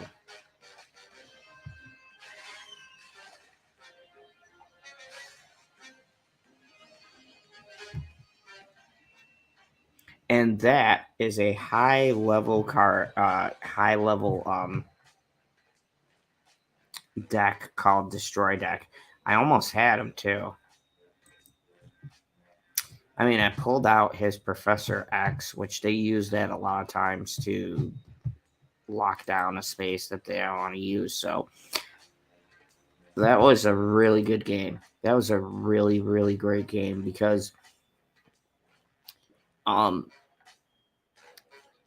he used armor to protect his card from being destroyed because he used Deathlock. That would have destroyed the 16 power he had. It was a very, very, very good play.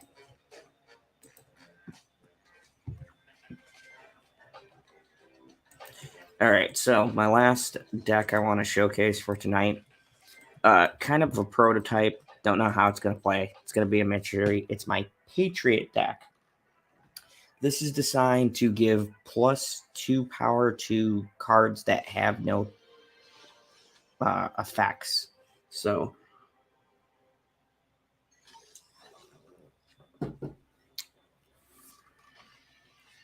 I'm playing it with Thor and Jane. And I'll kind of show you how it works. I'll play it first, and then I'll go through and give you guys the specifics or my thought process behind why I'm playing it the way it is.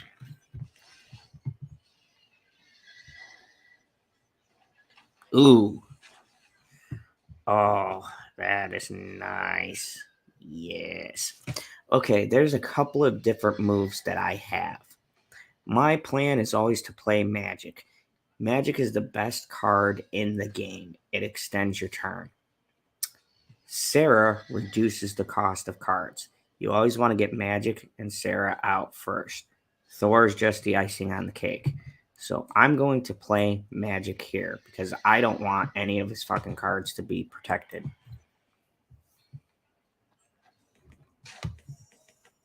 Of course, Devil Dinosaur. Screw you.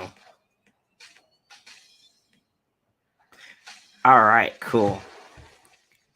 Cool. So now I have the ability to play the cards that I want to play within turn 4 or 5. I can even play Sarah now without having to worry about Doctor Doom if I really need something. But I'm going to try to go for the Thor combo and show you the power of Asgard. More specifically, Majora's Hammer.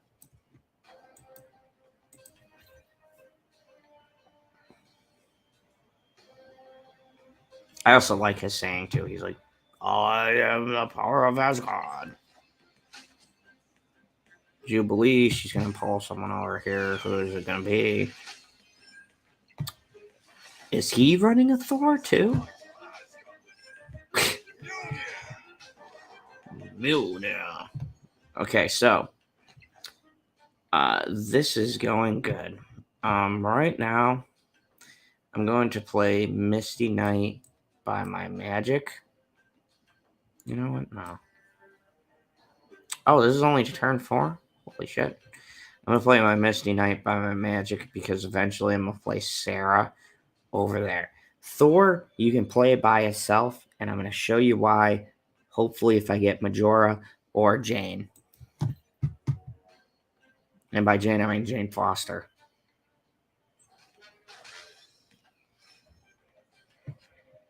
Yes! Oh my god, this happened. This I did not even plan this way. Okay, so now I'm going to use Magic, reduce the cost of my cards. But added bonus, I'm going to play Majora. Majora gives Thor 6 power. And I'm going to play Majora right. You know what? No. I'm going to play Majora where Thor is because it's going to get +1 power every single turn. This is going to be fucking insane. Yep, go ahead. I already extended the turn 7 turns. Okay, guy.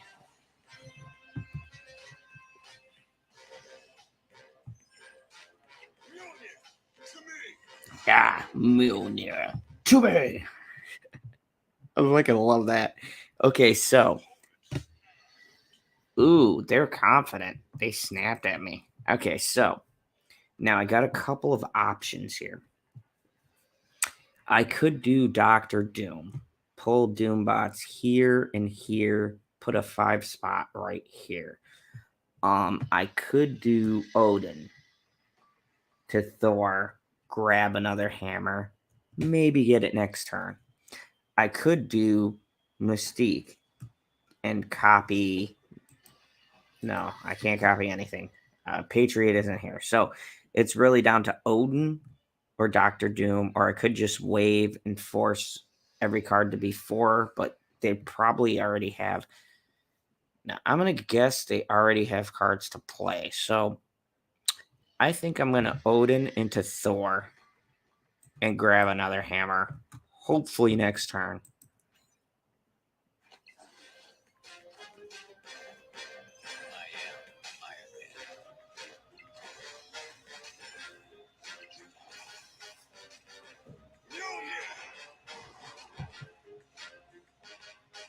And he gets another 6. He should have won with that Iron Man double power, but because I have Mjolnir and I activated its effect again, I literally am 1 point from winning that. So I can take this spot, no problem. The question is, do I want to go middle? Devil Dino can get ridiculously big, but he could also decide to play a bunch of shit here, and Devil Dino isn't the focus. So I'm going to do Doom here and do Wave here. I'll get a 5 here, 15 here. Either way, he's going to have to split 2 places.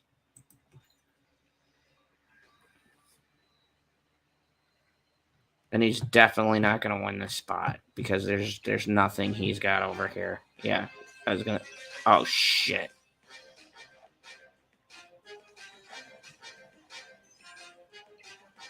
I did not see that coming, but it doesn't... Oh, fucker, Sunspot. Okay, so I could have won that. Sunspot. See what I mean? Everybody runs Sunspot. They hold Sunspot. He is a pain in the ass in high games. I had that one. He beat me by 2 points because he dropped the Sunspot there and he didn't use up all of his points. I knew the Devil Dinosaur was a distraction. I didn't expect him to play Ironheart, which gives random people power across the board. That's how he beat me here and then beat me by fucking 2 points here.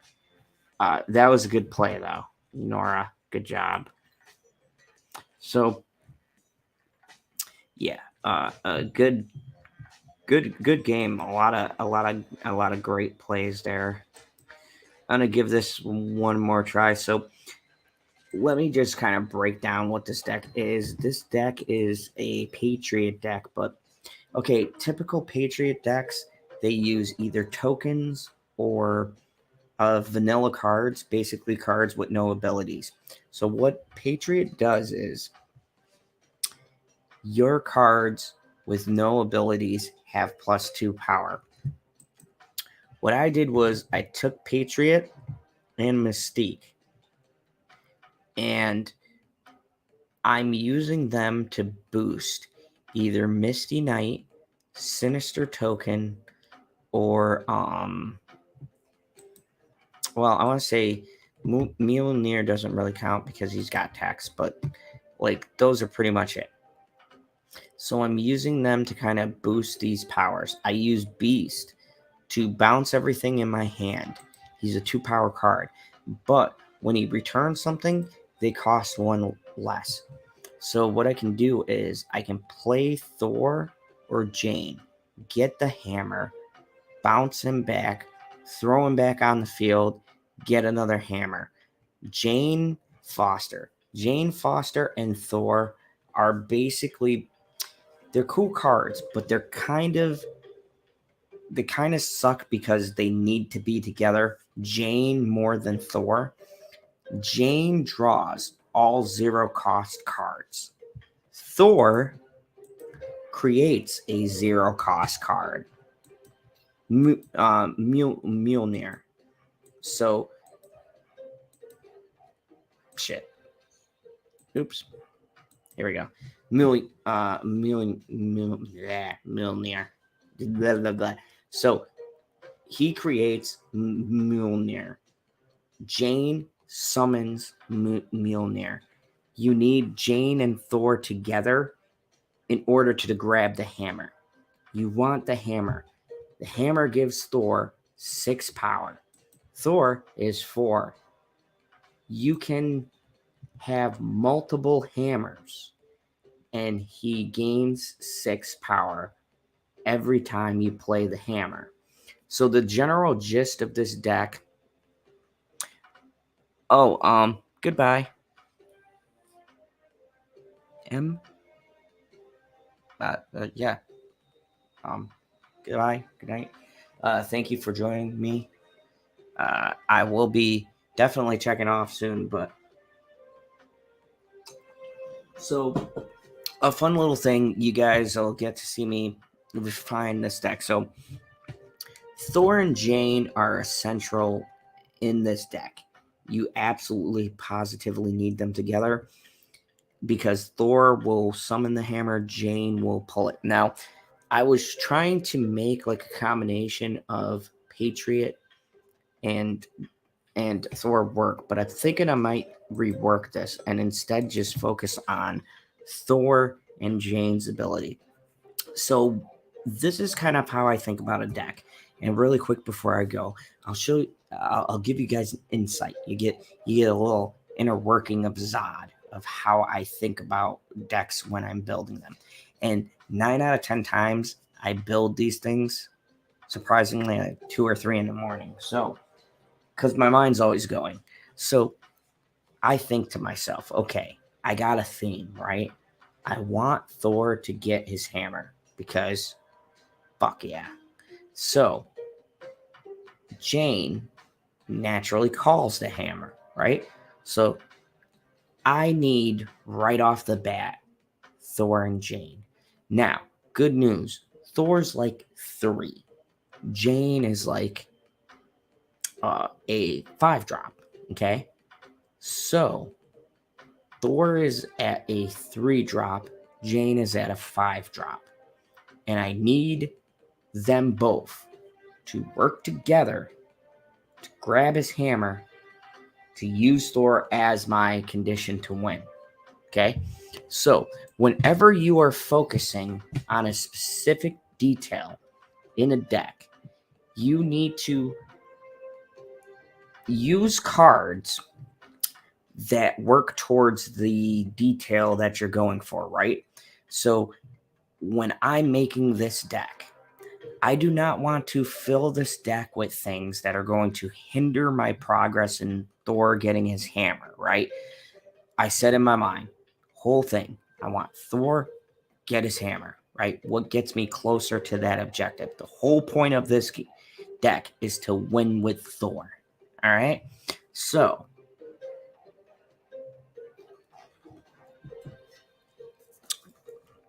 I put my 2 cards I'm going to use first. My first card is Thor. He's a 3/4. So I go down my deck here. And Thor is right over here. Okay. So he's the star. Why I always start with the card that I'm thinking of first. And I want to keep it in my mind.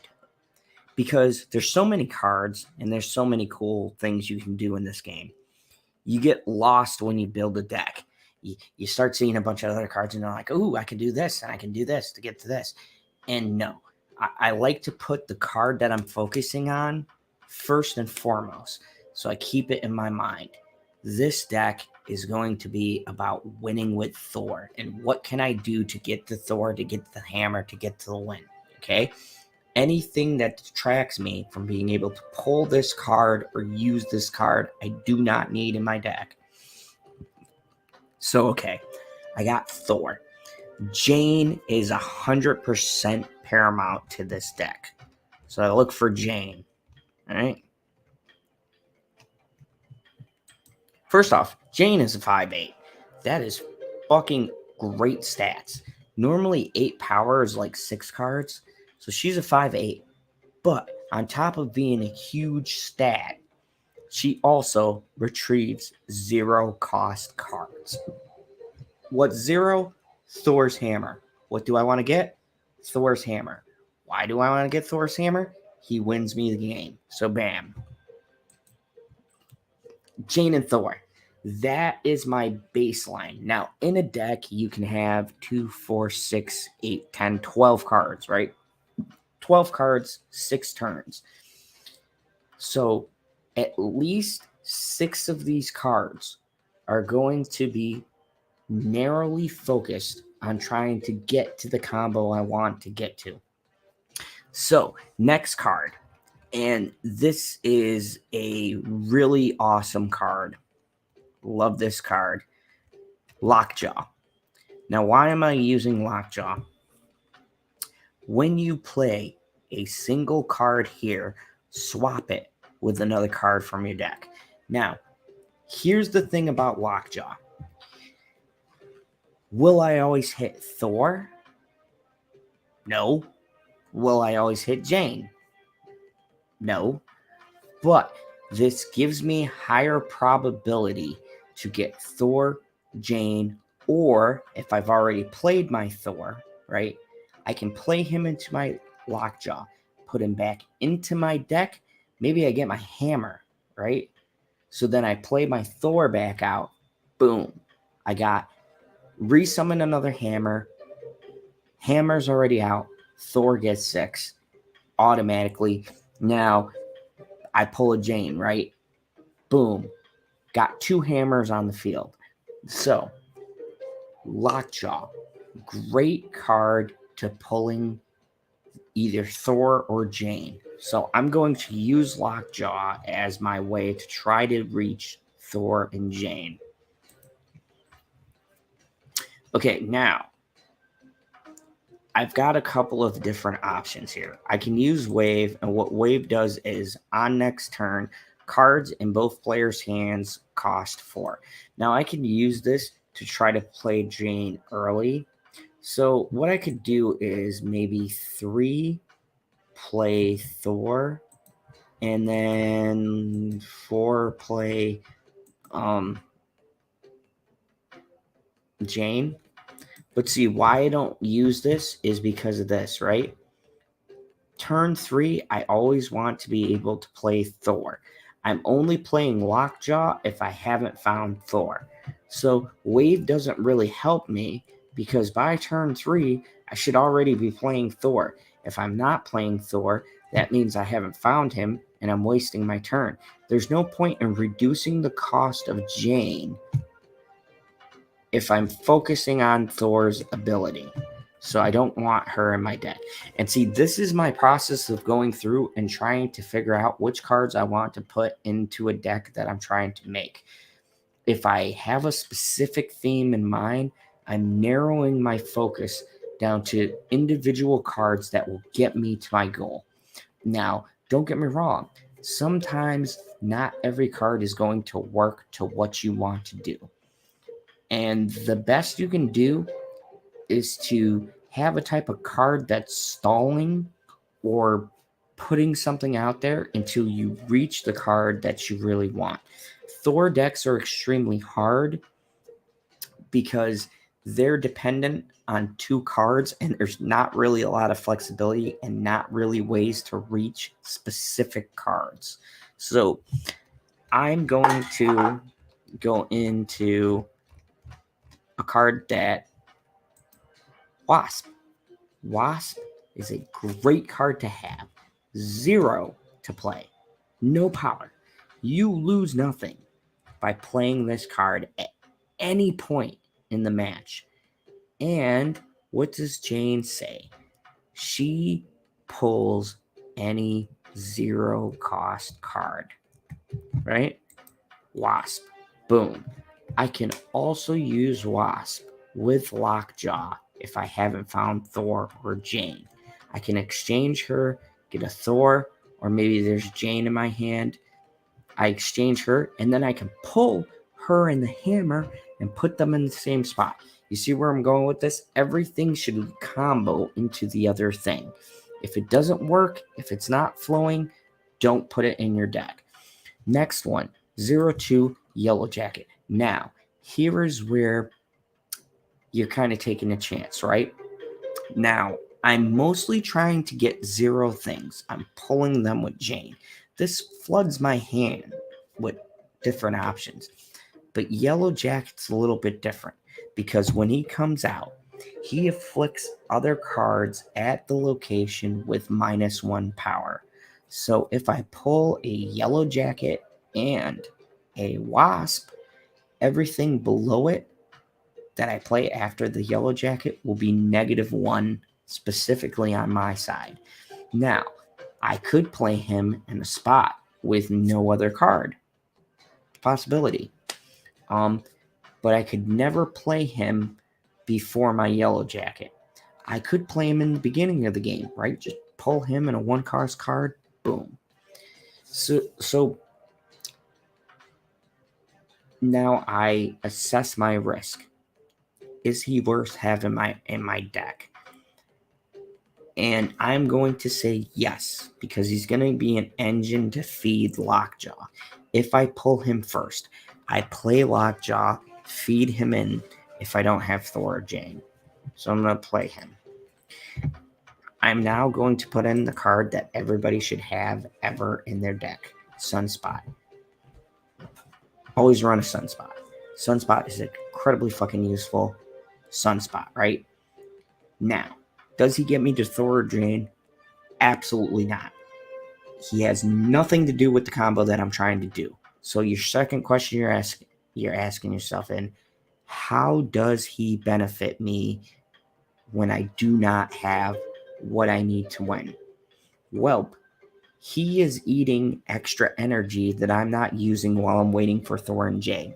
Say I skip turn 3, turn 4. Say I skip 2, 3, and 4, right? I'm doing nothing. I need something on the board that is giving a presence, okay? He's giving a threat that detracts my opponent from figuring out what I'm doing, okay? So Sunspot is perfect for that threat on the board. They're going to focus on him for a bit and maybe not necessarily pay attention to what I'm doing. So I'm going to add Sunspot into my deck. Now, I have my first 6 cards, right? Now, ideally, when I'm building a deck, I try to have a card for the 2 spot, a card for the 3 spot, 4, 5, and 6, right? And then all the rest are filled up with things to get me to my combo. So there's I have 0, 1, 3, and 5. So I need cards to fill up 2, 4, 6. So I'm kind of looking down the line here and trying to figure out if I can't find a card that's going to get me to the combination of Thor and or Jane or the hammer, what serves best. Now there's a couple of combinations here. I could use Adam Warlock. Adam Warlock, at the end of each turn, if you're winning the location, draw a card. Now there's a couple of drawbacks to this.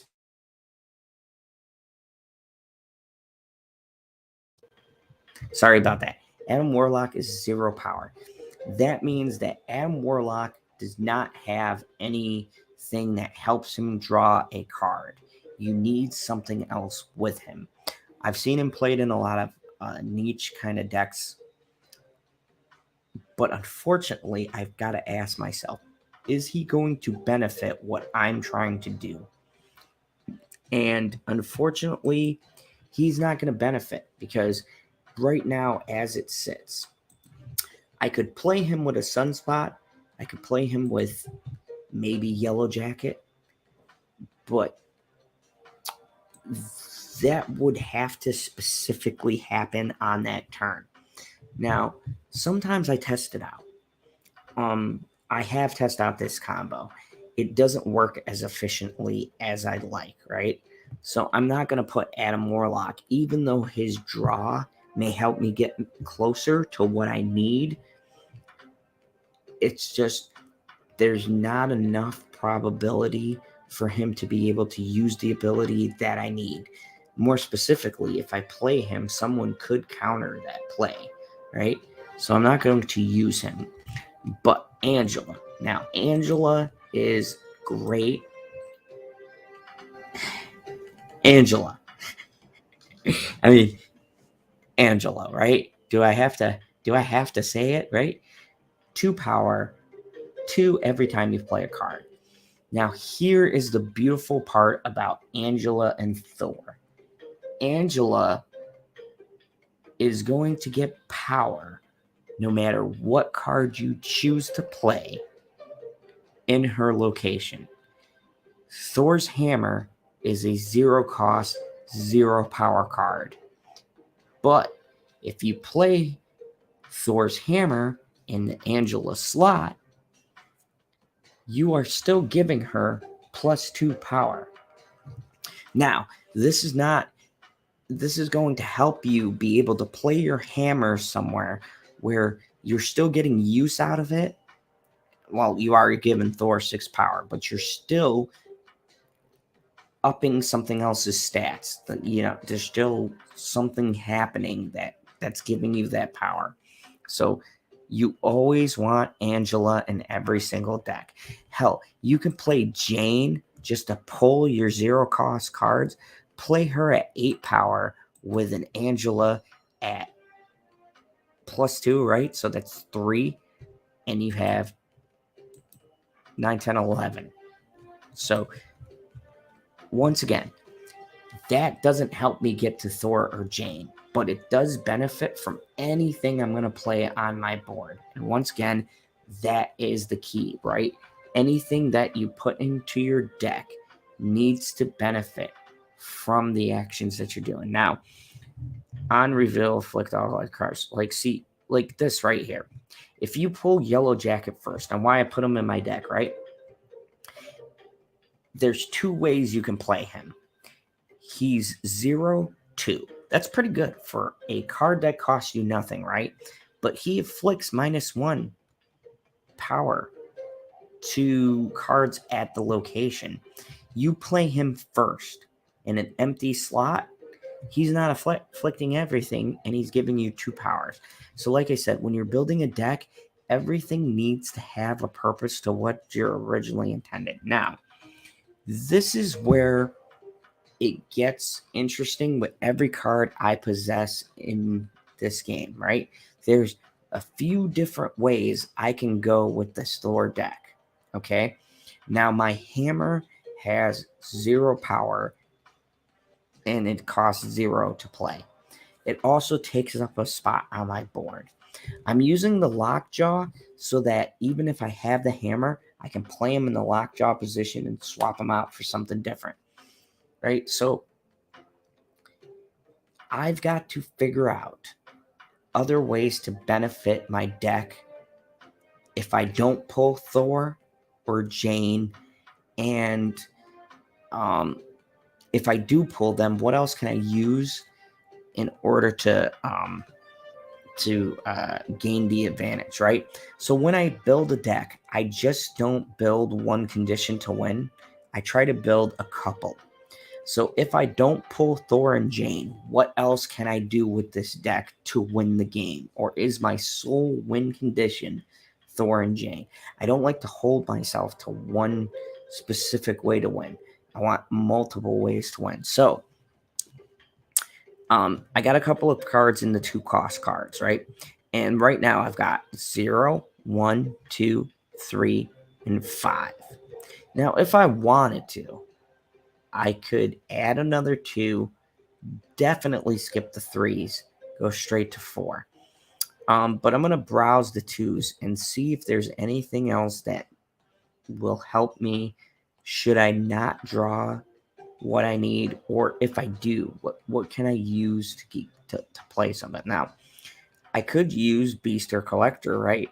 I could use Beast to throw the cards back in my hand, and Collector will get cards or get power from cards summoned. I could also use the Collector, right? When you summon Thor's hammer, that is that's summoned into your deck. It adds a power to the Collector. So I could do that. But am I summoning enough of them? Am I constantly getting Thor's hammer? Maybe I do, maybe I don't. I don't want to build the deck on a mechanic that may or may not happen. So I'm not going to use that. Now, Beast, I could bounce cards back into my hand. So scenario, I could use Beast and put Thor and Jane back into my hand and resummon them. Get a brand new hammer, get that hammer straight away. But then the question becomes, do I have enough time to do that? It's a 2-cost card. I would have to play Beast immediately after I get Thor, right? So I play Thor, use Beast, put Thor back in my hand. Now, when he comes back into my hand, he costs 1 less. So now instead of being 3, he costs 2, right? I use Jane on 5. Now I have summoned 2 hammers. Now instead of getting +6, he gets +12. But the question becomes, the hammer takes the space on the board. Do I want to have 2 hammers floating around? No pun intended. So, like I said, there's a lot of complicated things that go into when I'm building something specific in the deck. Now, the one way to do it is to play test it. I've tried Beast. Sometimes he works. He's okay. But I'm going to skip past him. Now, Armor. Armor, I'm going to 100% throw into this deck. Now, why am I throwing Armor into this deck? This gives me options. Remember when I said there's certain cards that will always be in a deck? In this specific deck, I am dependent on 2 win conditions. What are those conditions? Sunspot and Thor, right?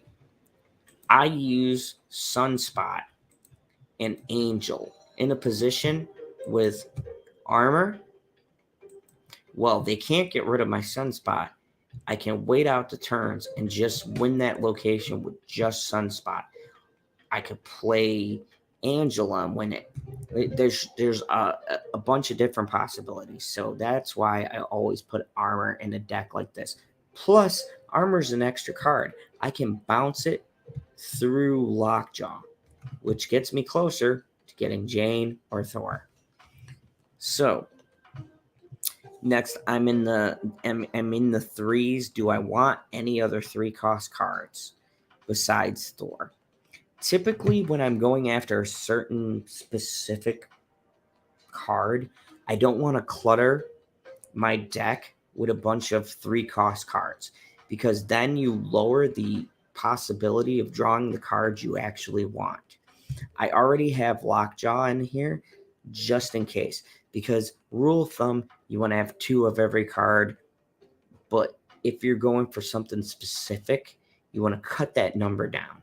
The only reason why I've got 2 3-cost cards when I should probably only have Thor there is because that this card randomly summons other cards. So I can still reach the card I'm looking for just by using him. So I'm just going to keep Lockjaw and Thor in here.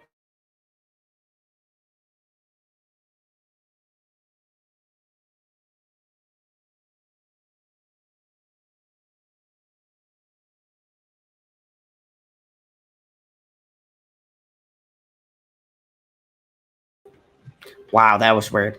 So now, Thor and Jane are set up. I've got Lockjaw. I've got this card. I've got 4 more spots. This is the important part, right? I've got my 5-cost card. What else am I going to put in here to kind of get me to where I need to be or to mold my way into winning? Thor and Jane decks are really hard to build. And they're hard to build because you're building around specific combination. And here's the thing. 9 out of 10 times, they build these decks to try to do something else. And Thor is kind of just a bonus. I'm trying to build a deck where Thor wins. So, let me see. Now, I could use Jubilee, but Jubilee pulls a random card. Here's the problem with that, and it's kind of like the randomness of Lockjaw, but I just like having Lockjaw on 3. Jubilee could pull Jane, Sunspot, Yellow Jacket, Armor, Angela, Lockjaw. Another cool combo, though, is I can put Jubilee where Lockjaw is. She'll pull a card. She will go back into my deck. And Lockjaw will pull another card. So a quick way I can get Thor is I drop Lockjaw on 3. I drop Jubilee. She pulls a random card, gets shuffled back into my deck, and now say she pulls, I don't know, Jane, and then Lockjaw pulls Thor. There's my combo right there. So there's a bunch of different things, but I'm not going to use her. Instead, I'm going to use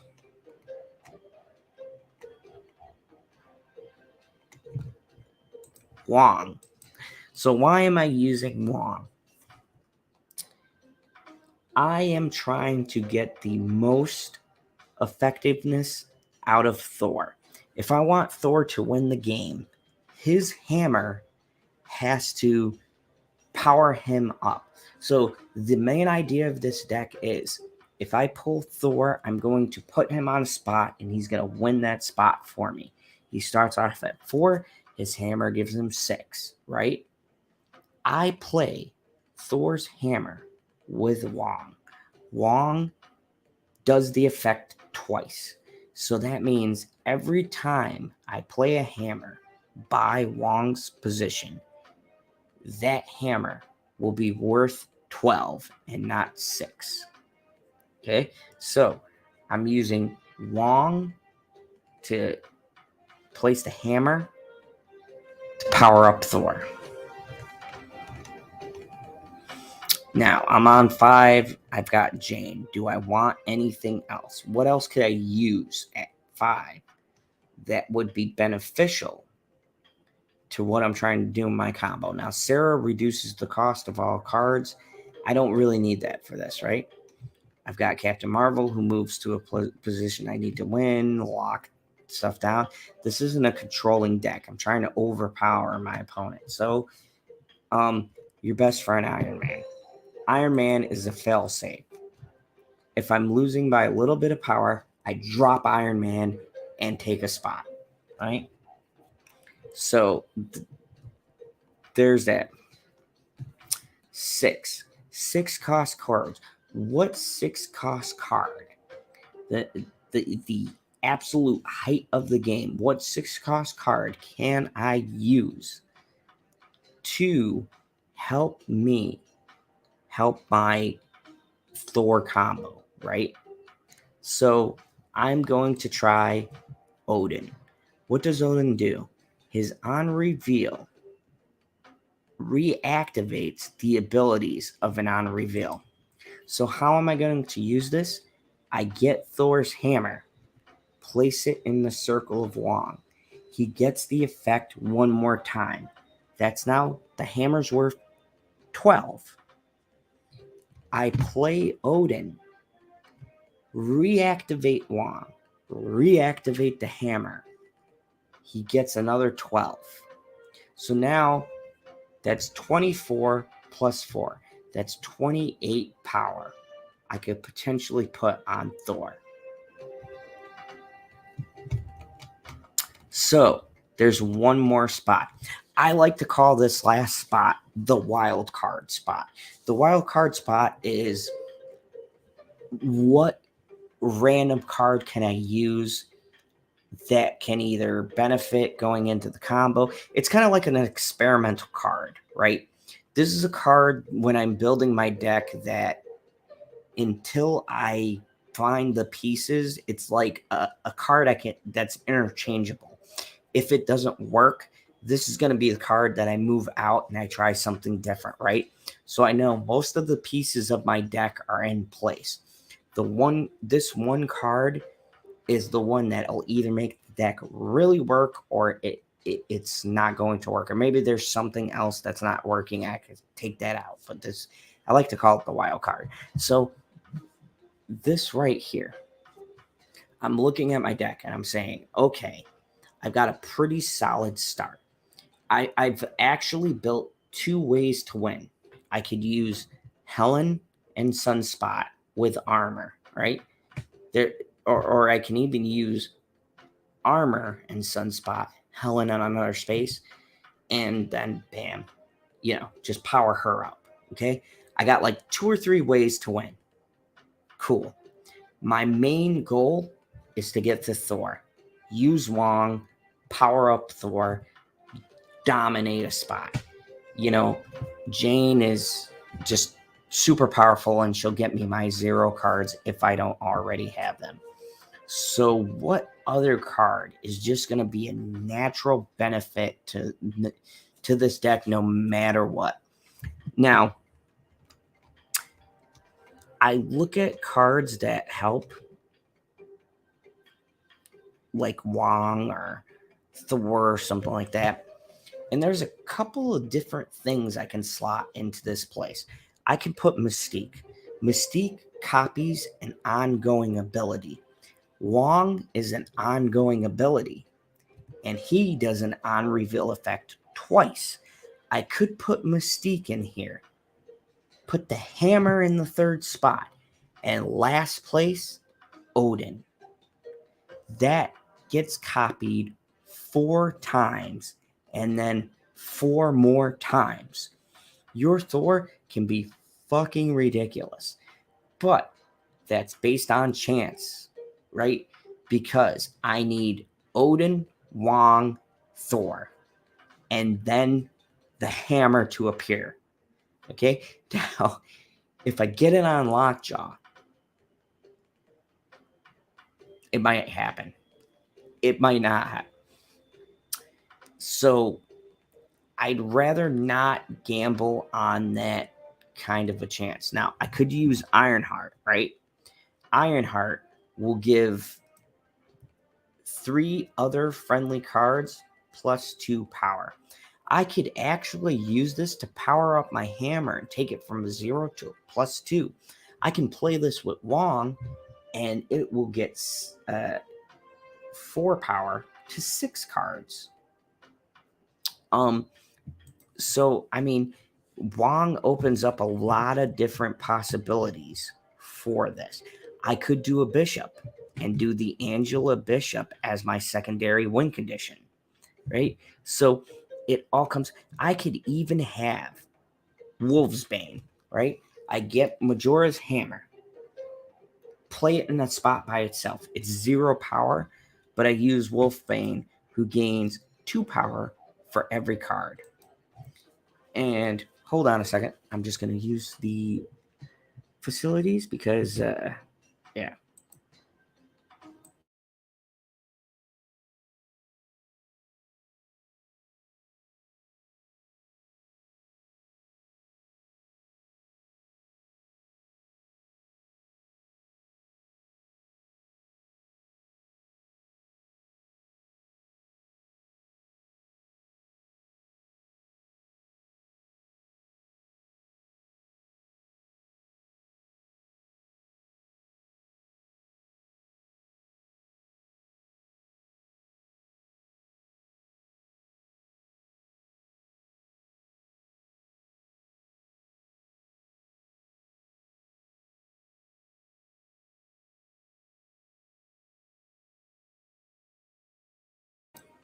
All right, here we go.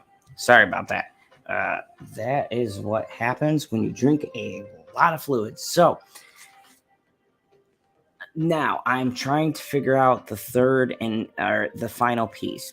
And this is where decks, especially in my level of playing, get tricky. Because I am limiting myself to a particular card, but I'm also trying to build in another way to win, to where if I don't get the combination, I don't put myself in a box. And this is going to be a challenge that you face going forward in a high game, is you're going to want to so badly use a particular card because it's so cool. But you got to think, okay, if I can't access this card that I need, if it's just one of those games where I don't fucking draw anything at all that I need, am I putting myself constantly in a position where the deck does absolutely nothing for me? Like, I'm screwed, right? This is why Thor and Jane are really hard cards to use, because 9 out of 10 times you have to combo them with something else, because it's so unpredictable if you're going to get every single thing that you need to work. And once again, this goes back to trying to position your deck in such a way to where you make your deck work for you. So,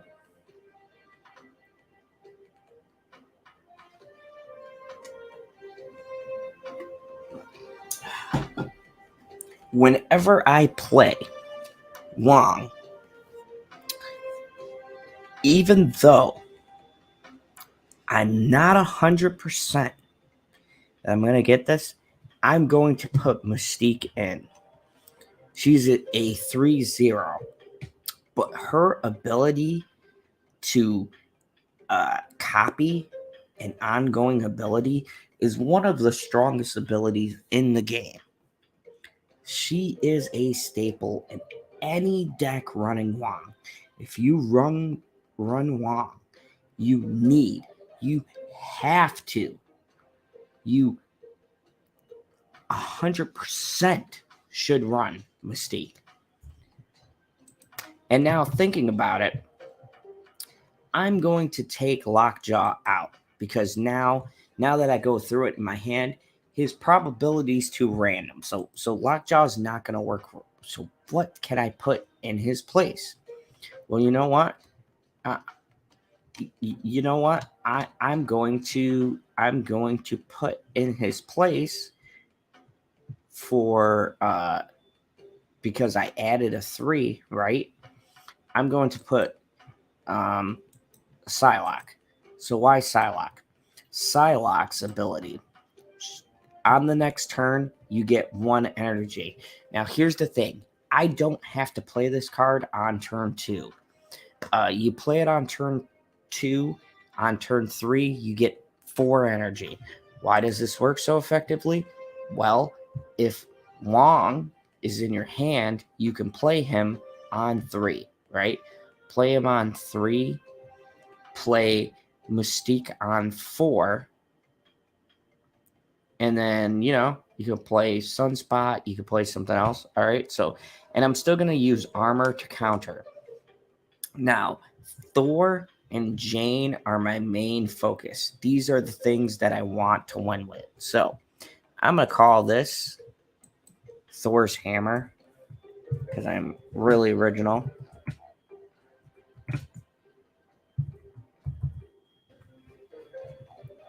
Should call it I'm Hammered. Okay, so there we go. I'll use a Daredevil back. Here we go. Okay, cool. So now I'm going to make my sole mission to either win with Thor. If it looks like I'm not going to win with Thor, I'm going to try to use Wong in such a way where I can use the on-reveal abilities to win me the game. Or, something to that effect. We're going to see how this plays. But the hope is to always get Thor's Hammer, play it with Wong, play Wong, Mystique, Thor's Hammer, Odin. That's like what I'm going for. If I get it, I don't know. The issue is the power gap. So I'll see if it irons itself out or if I indeed... Oh, shit. I forgot to switch the deck.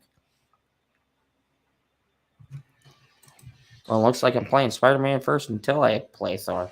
Oh, man, that was a blunder.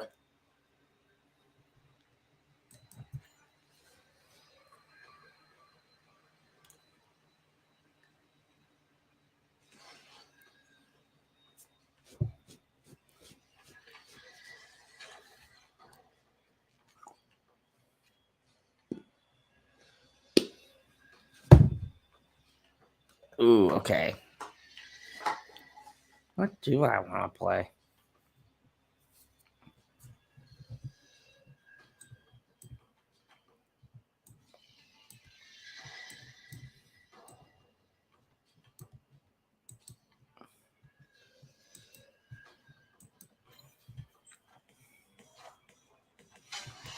Oh, Wong deck.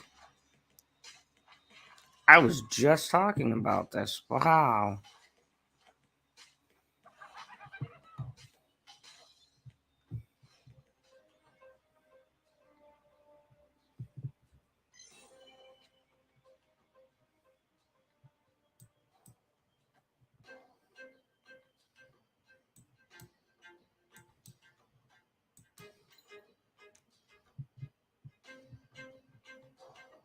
Okay, so this is an interesting game because they have Wong and Mystique.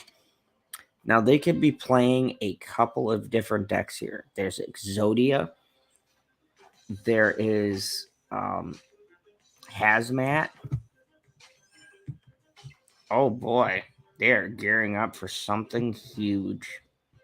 I don't know if they did Spider-Man to try to cut that off.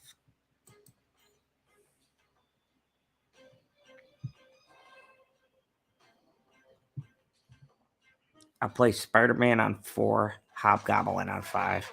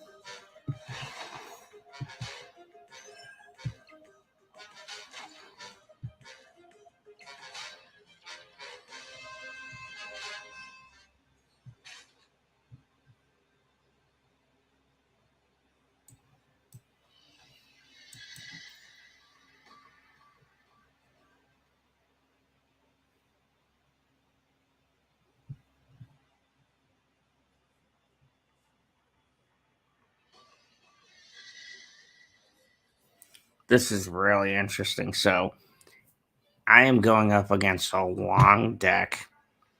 I've used Hobgoblin to cancel out some of the stuff. I've used Spider Woman to lower that. Oh, okay, interesting. So, wow, Spider Man deck works against long going. So, just a little analysis of this game.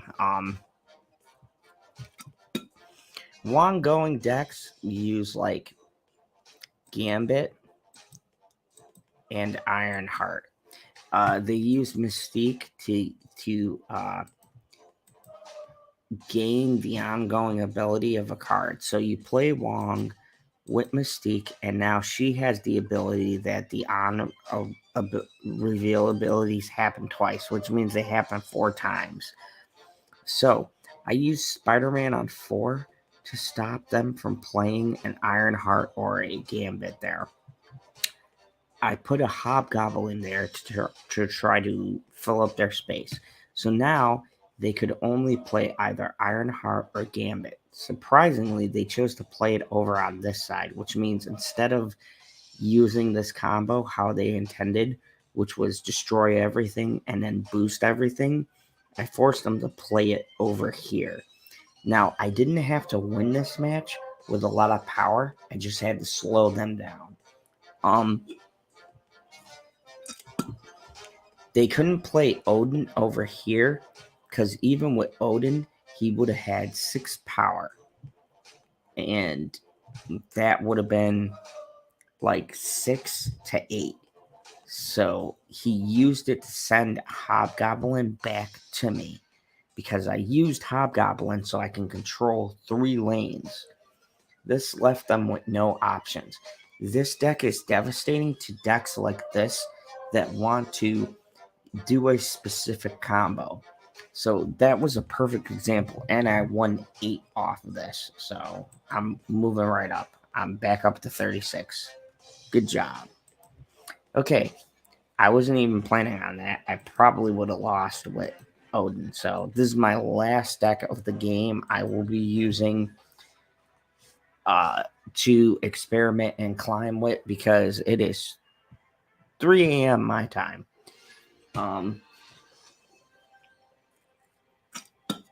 This is what I call a test run.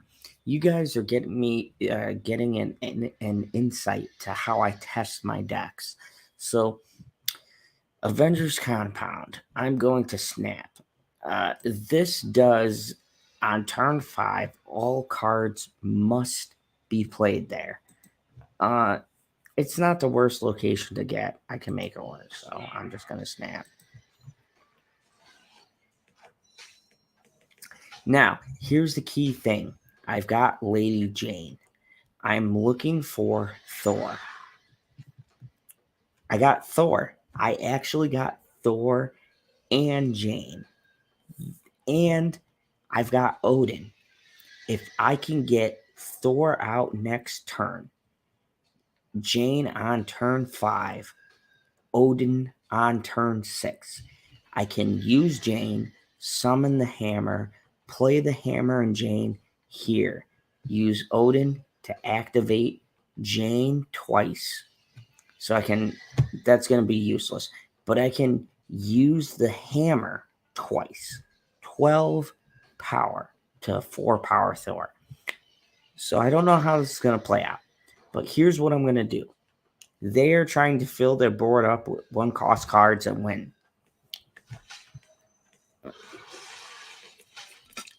Okay, perfect. This is a destroy deck. This is going to work out beautifully. Oh my god. This is like Christmas for this deck right now. Okay, so here's what I'm going to do. I'm going to play Thor, summon my hammer. I'm going to play Jane and put all of my 0-cost cards right into my hand. What the why is the time going so fast? God damn it. I ran out of time. Son of a bitch.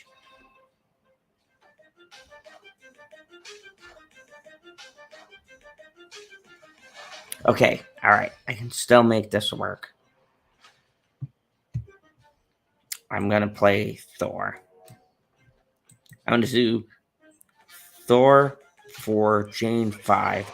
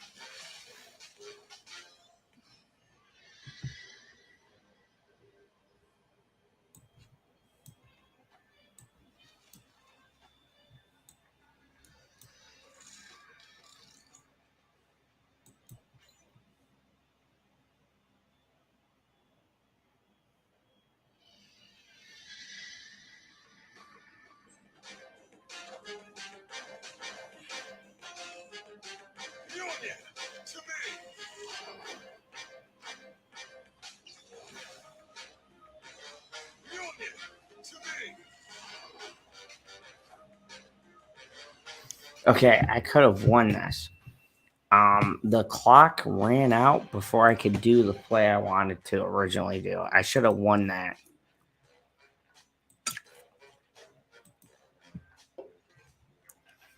God, that was the perfect hand. Oh, that pisses me off. So yeah, when I'm explaining things, sometimes the clock goes too fast. So this is what I'm gonna do. Okay, so I got a decent little play here. Wasp is 0-1, but I'm not gonna play right away. I don't like Legagula. This puts 5 rocks into your hand.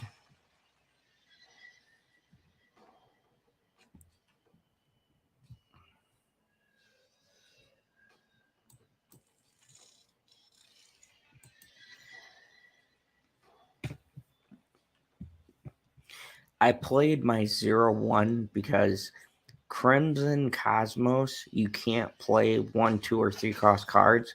You can't play 0 cost cards. I'm letting him put rocks in his hand. I don't know why he's doing that. Fuck. I hate squirrels. Okay, so they're filling my board with useless shit. I'm going to put Angela in Central Park.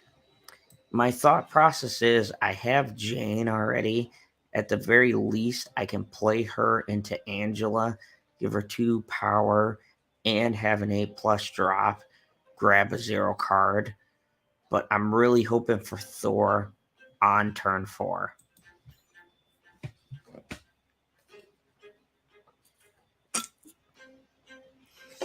This is a great thing about building a deck and testing it. You can test different scenarios. I have no clue what they're trying to do here.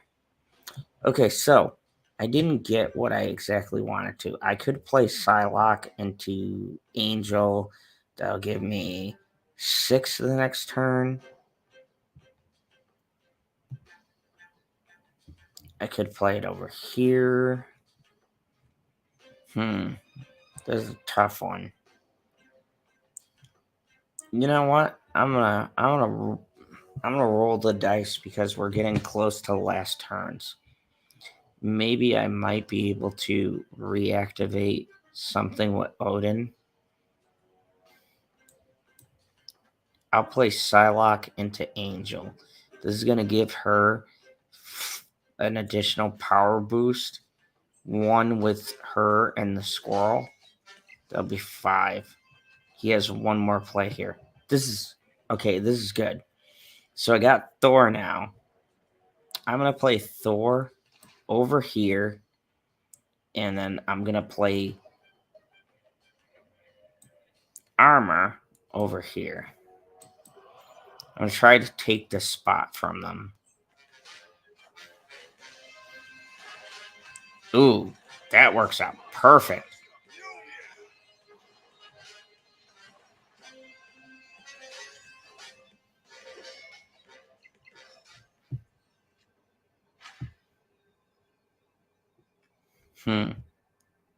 Okay.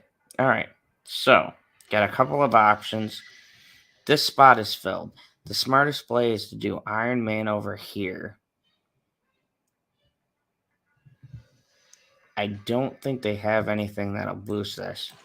So I'm going to do Iron Man right here. I got an even 5. I'll take 10 here. I'll win this for sure.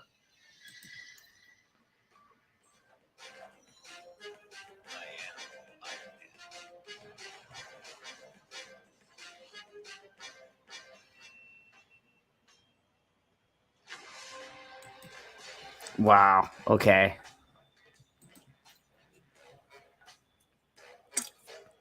I'm going to go one more round, see if I can get a win with this. So the first game I should have won. That game I took too much time. The second game I should have went on the other side. See, sometimes these games come down to you just not taking the right amount of time. I'm going to play Yellow Jacket right here. He's designed for spots like this where I can't play 1, 2, or 3, but I can play a 0. So I'm going to claim this spot right away.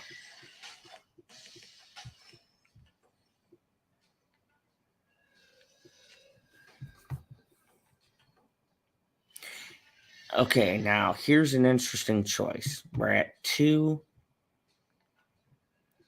I could do this right here, use my Sunspot, and start stacking my points.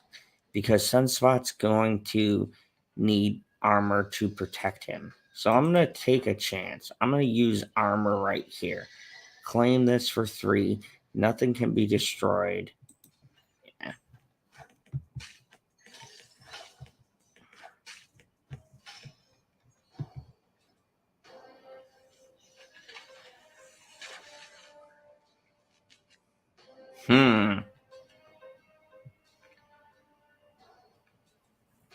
Okay, I don't want to get too ahead of myself. This is where you have to stick with your game plan. I'm going to play Sunspot right here, right? Get 4, play Iron Man. There's going to be an extra point plus Iron Man is going to double the power here. I'm focusing on one spot. I want to secure the middle. This spot and this spot, I can play Majora and Thor and Lady Jane right over here. Use Odin here. So I'm going to play Iron Man right here.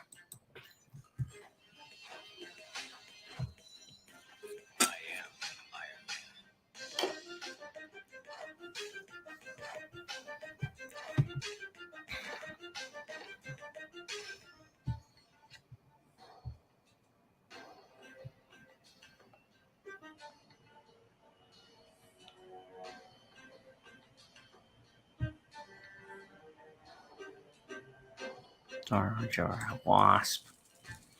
No, I'll play Wasp over here. Get 3.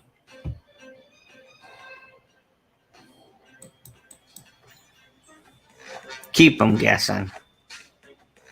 Okay, so Wolverine's going to go to a random spot. Sabretooth's going to be 0 at 0-5.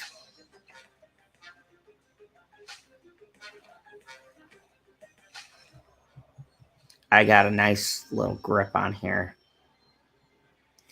I do not want to play Jane yet because Jane is going to be key to getting me this hammer. But I don't know if I want to put her here. I'm going to put Psylocke right here. That's 21. And about 22, I believe.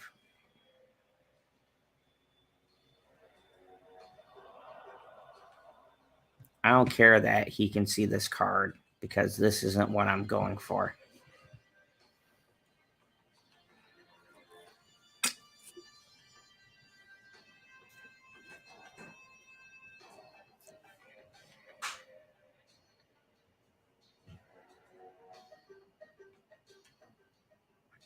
See, this is good when the person is thinking. This is good because now he's looking in his hand and thinking about what's going to win him the game.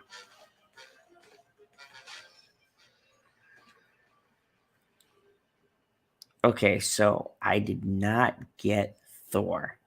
So now the question becomes, do I move to Pegasus and take that, or do I move to Crimson and take that? I can't play my 2 cost. I'm going to play Angela and Lady Jade. That's going to be 3, 10, 11, 12 power.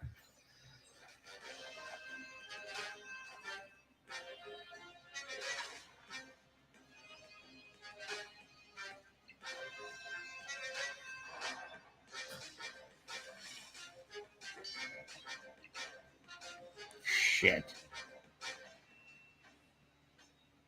I should have played Jane over on that side. 9, 10, 11. I could have won right there.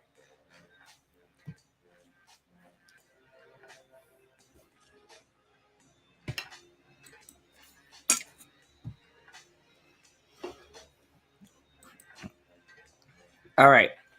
One more game. I'm not going off on a loss.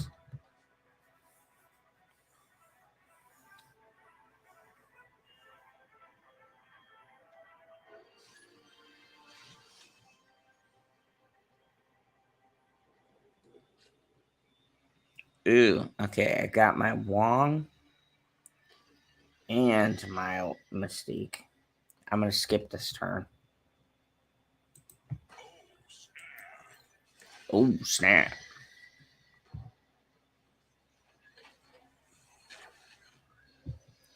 This has been an interesting set of games. Okay. I'm going to play Wong and Mystique. That sets up this combo.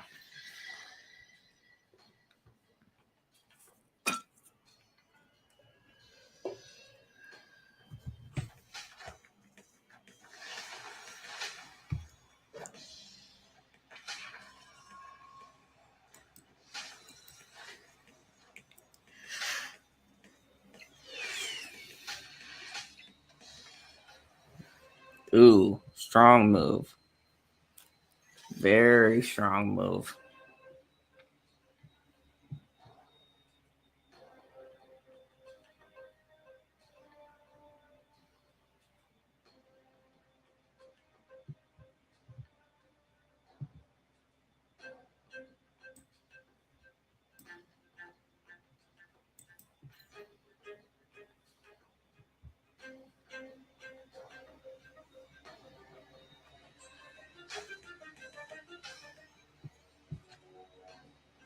Okay, this is good. So right now, Iron Man is not going to help me. If I play him here, he wastes a spot. Jane is not good unless I have Thor. I can pull my zero cost cards, but they're not going to help me in this situation. So I'm going to play Angela and Sunspot. Sunspot's going to get 2, 3. Angela's going to get 2, 3. That's 6, 7. Then I can double that with Iron Man.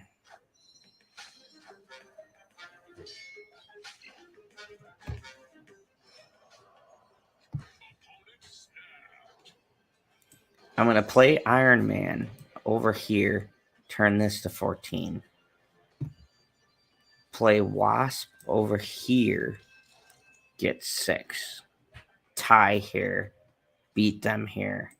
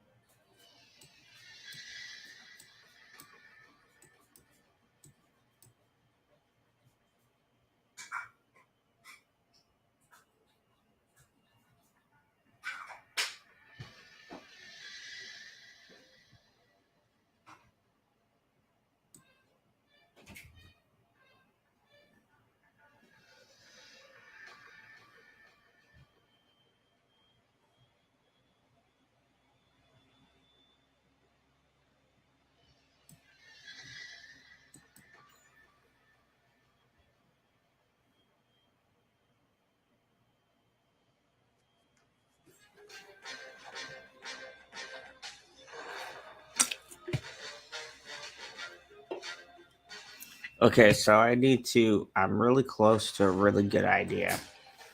I need to rework this a little bit.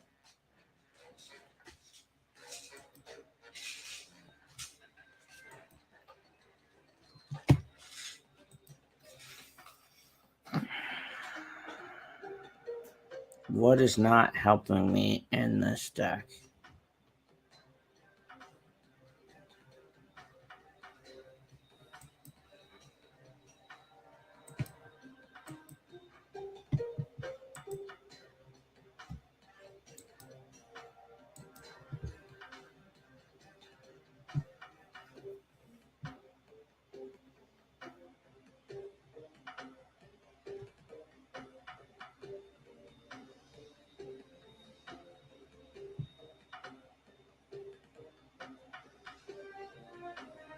Hmm.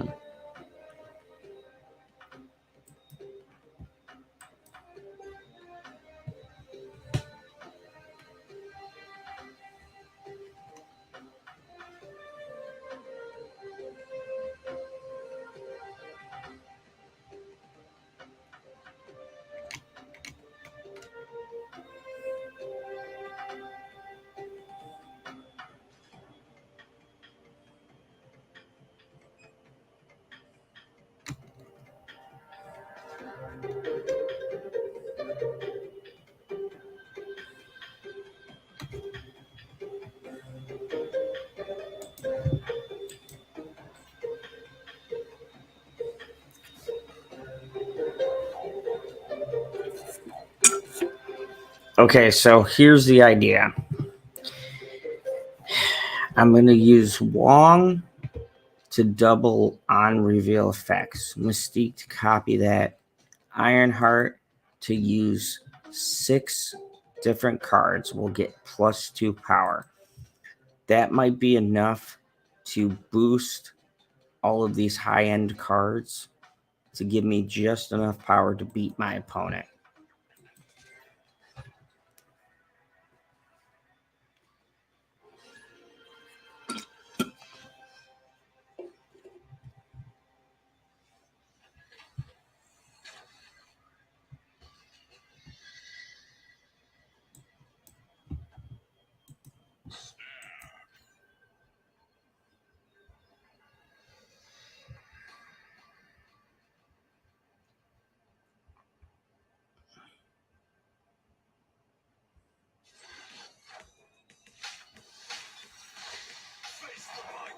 Yeah, someone's playing Thor too. Ooh, really good play. So you use Nikita to boost Thor's hammer. They're probably going to play Thor's hammer next. That's okay. I got Thor coming on the next turn. So I'm going to play Angela because turn 3 is going to give me a random card here, which is going to give her power. Thor I can play over here by himself.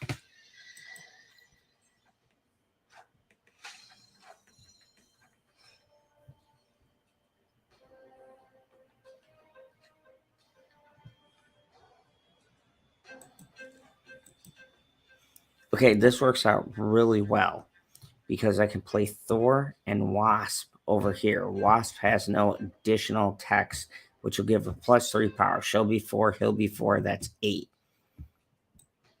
So I'm going to play both of these together.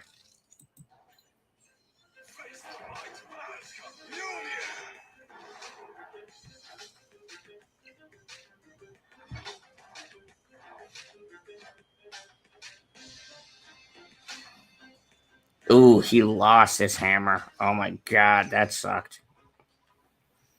This is perfect. This is absolutely brilliant. I've got Jane. Now, Jane will summon my hammer.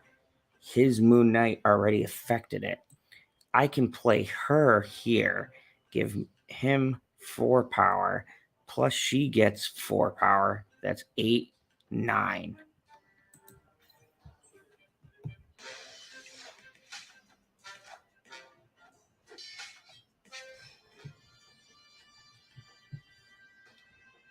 Okay, now I'm going to play her here. Summon Thor's hammer, Wasp.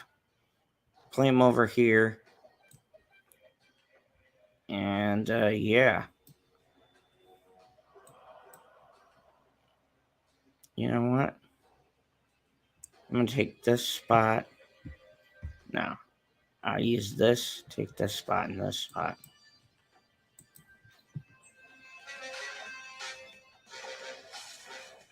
That's fine. Bam.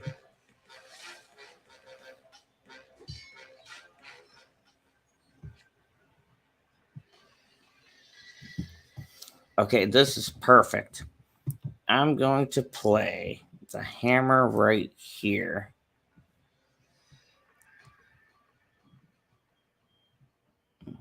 And Ironheart and hope it hits these cards here. I can play Odin and reactivate these effects.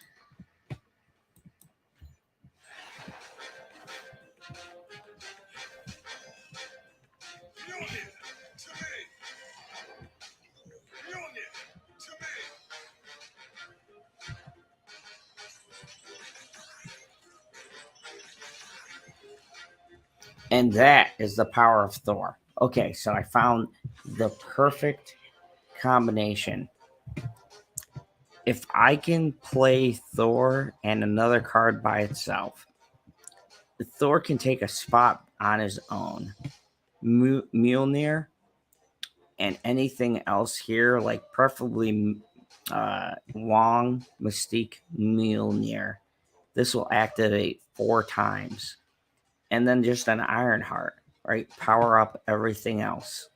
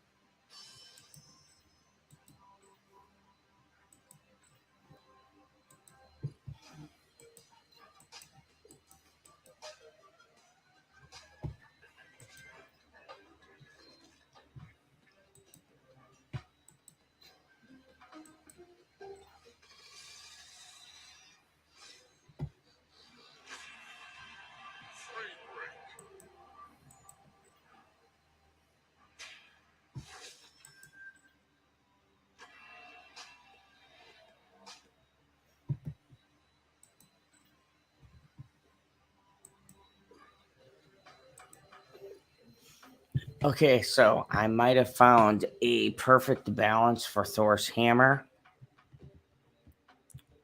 And yeah, those are my personal decks. I'll have more to showcase later. Tomorrow, I'll be showcasing Pool 3, which is a little bit of my own spin. It's a basic Pool 3, and then I don't have an advanced one. Advanced is just going to be whatever you want to build. So this is going to be my beginner Pool 3 deck. I'll showcase how that runs for anybody who wants to give it a try. Some people call it Sierra Miracle because it has no 6 drops. You just use Sierra to basically decrease the cost of all of your cards. It turns all of your 2 cards into 1 cards. Your 1 card stay the same. Your 3 cards become 2 cards, and so on and so such. It's a really great deck to run, and I'll kind of show how it works tomorrow. The whole idea of the deck is your 1-cost cards. You're not going to play them until the very last turn of the game, and just flood the board and essentially win by flooding every space with high power cards. Kazoo and Blue Marvel are in there. Kazoo gives all the 1+ powers, +1. Blue Marvel gives everything 1 power, and Seer just lowers the cost of everything. The idea behind this deck is to drop the 1-cost cards at the very end. So turns 1 you skip, turn 2 you play Angel, turn 3 you play Bishop, turn 4 you play Kazaa, and then 5 you play Sierra, 6 you play Blue Marvel, and the rest of your 1 card drops. So that's kind of the idea. I threw a Scorpion in here because he's always good to have.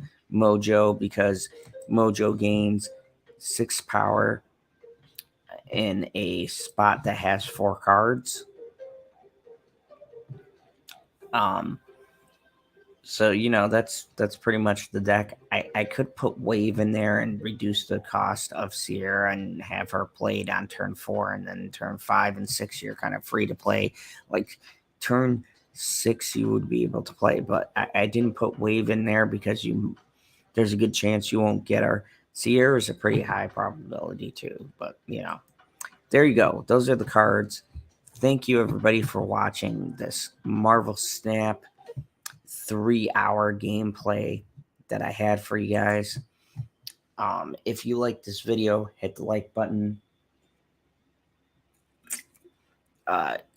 In the comments below, give me some 2-cost decks that you're using. I showcased some of my decks that I use at higher play. I'm going to be creating a lot more decks. I'm going to do some guides now that I've got past the basics. And I'm going to do guides for the players that have been playing since beta and have cards. And I'm going to be focusing a lot more on control rather than the meta decks. My view on meta is that this game doesn't have one quite yet, because during Global, a lot of cards got nerfed. Things got switched around. So the game is in a very good spot for me, because you can really play a lot of things out of the box and still make them work. My Spider-Man deck wins me some games. The Thor deck, I think I really got something locked down. And the Guardians of the Galaxy deck is really super efficient in this current game that we have. I'm probably towards the last days going to play a lot of Guardians of the Galaxy to boost my rating up. I'm trying to hit Diamond before the end of the month. If you guys don't know, Marvel resets your stats at the end of the month for a new kind of season. So stay tuned for that. Thank you everybody for watching. Click that like, subscribe, and remember, everybody out there, keep snapping. Have a good night, and I will see you in the next video.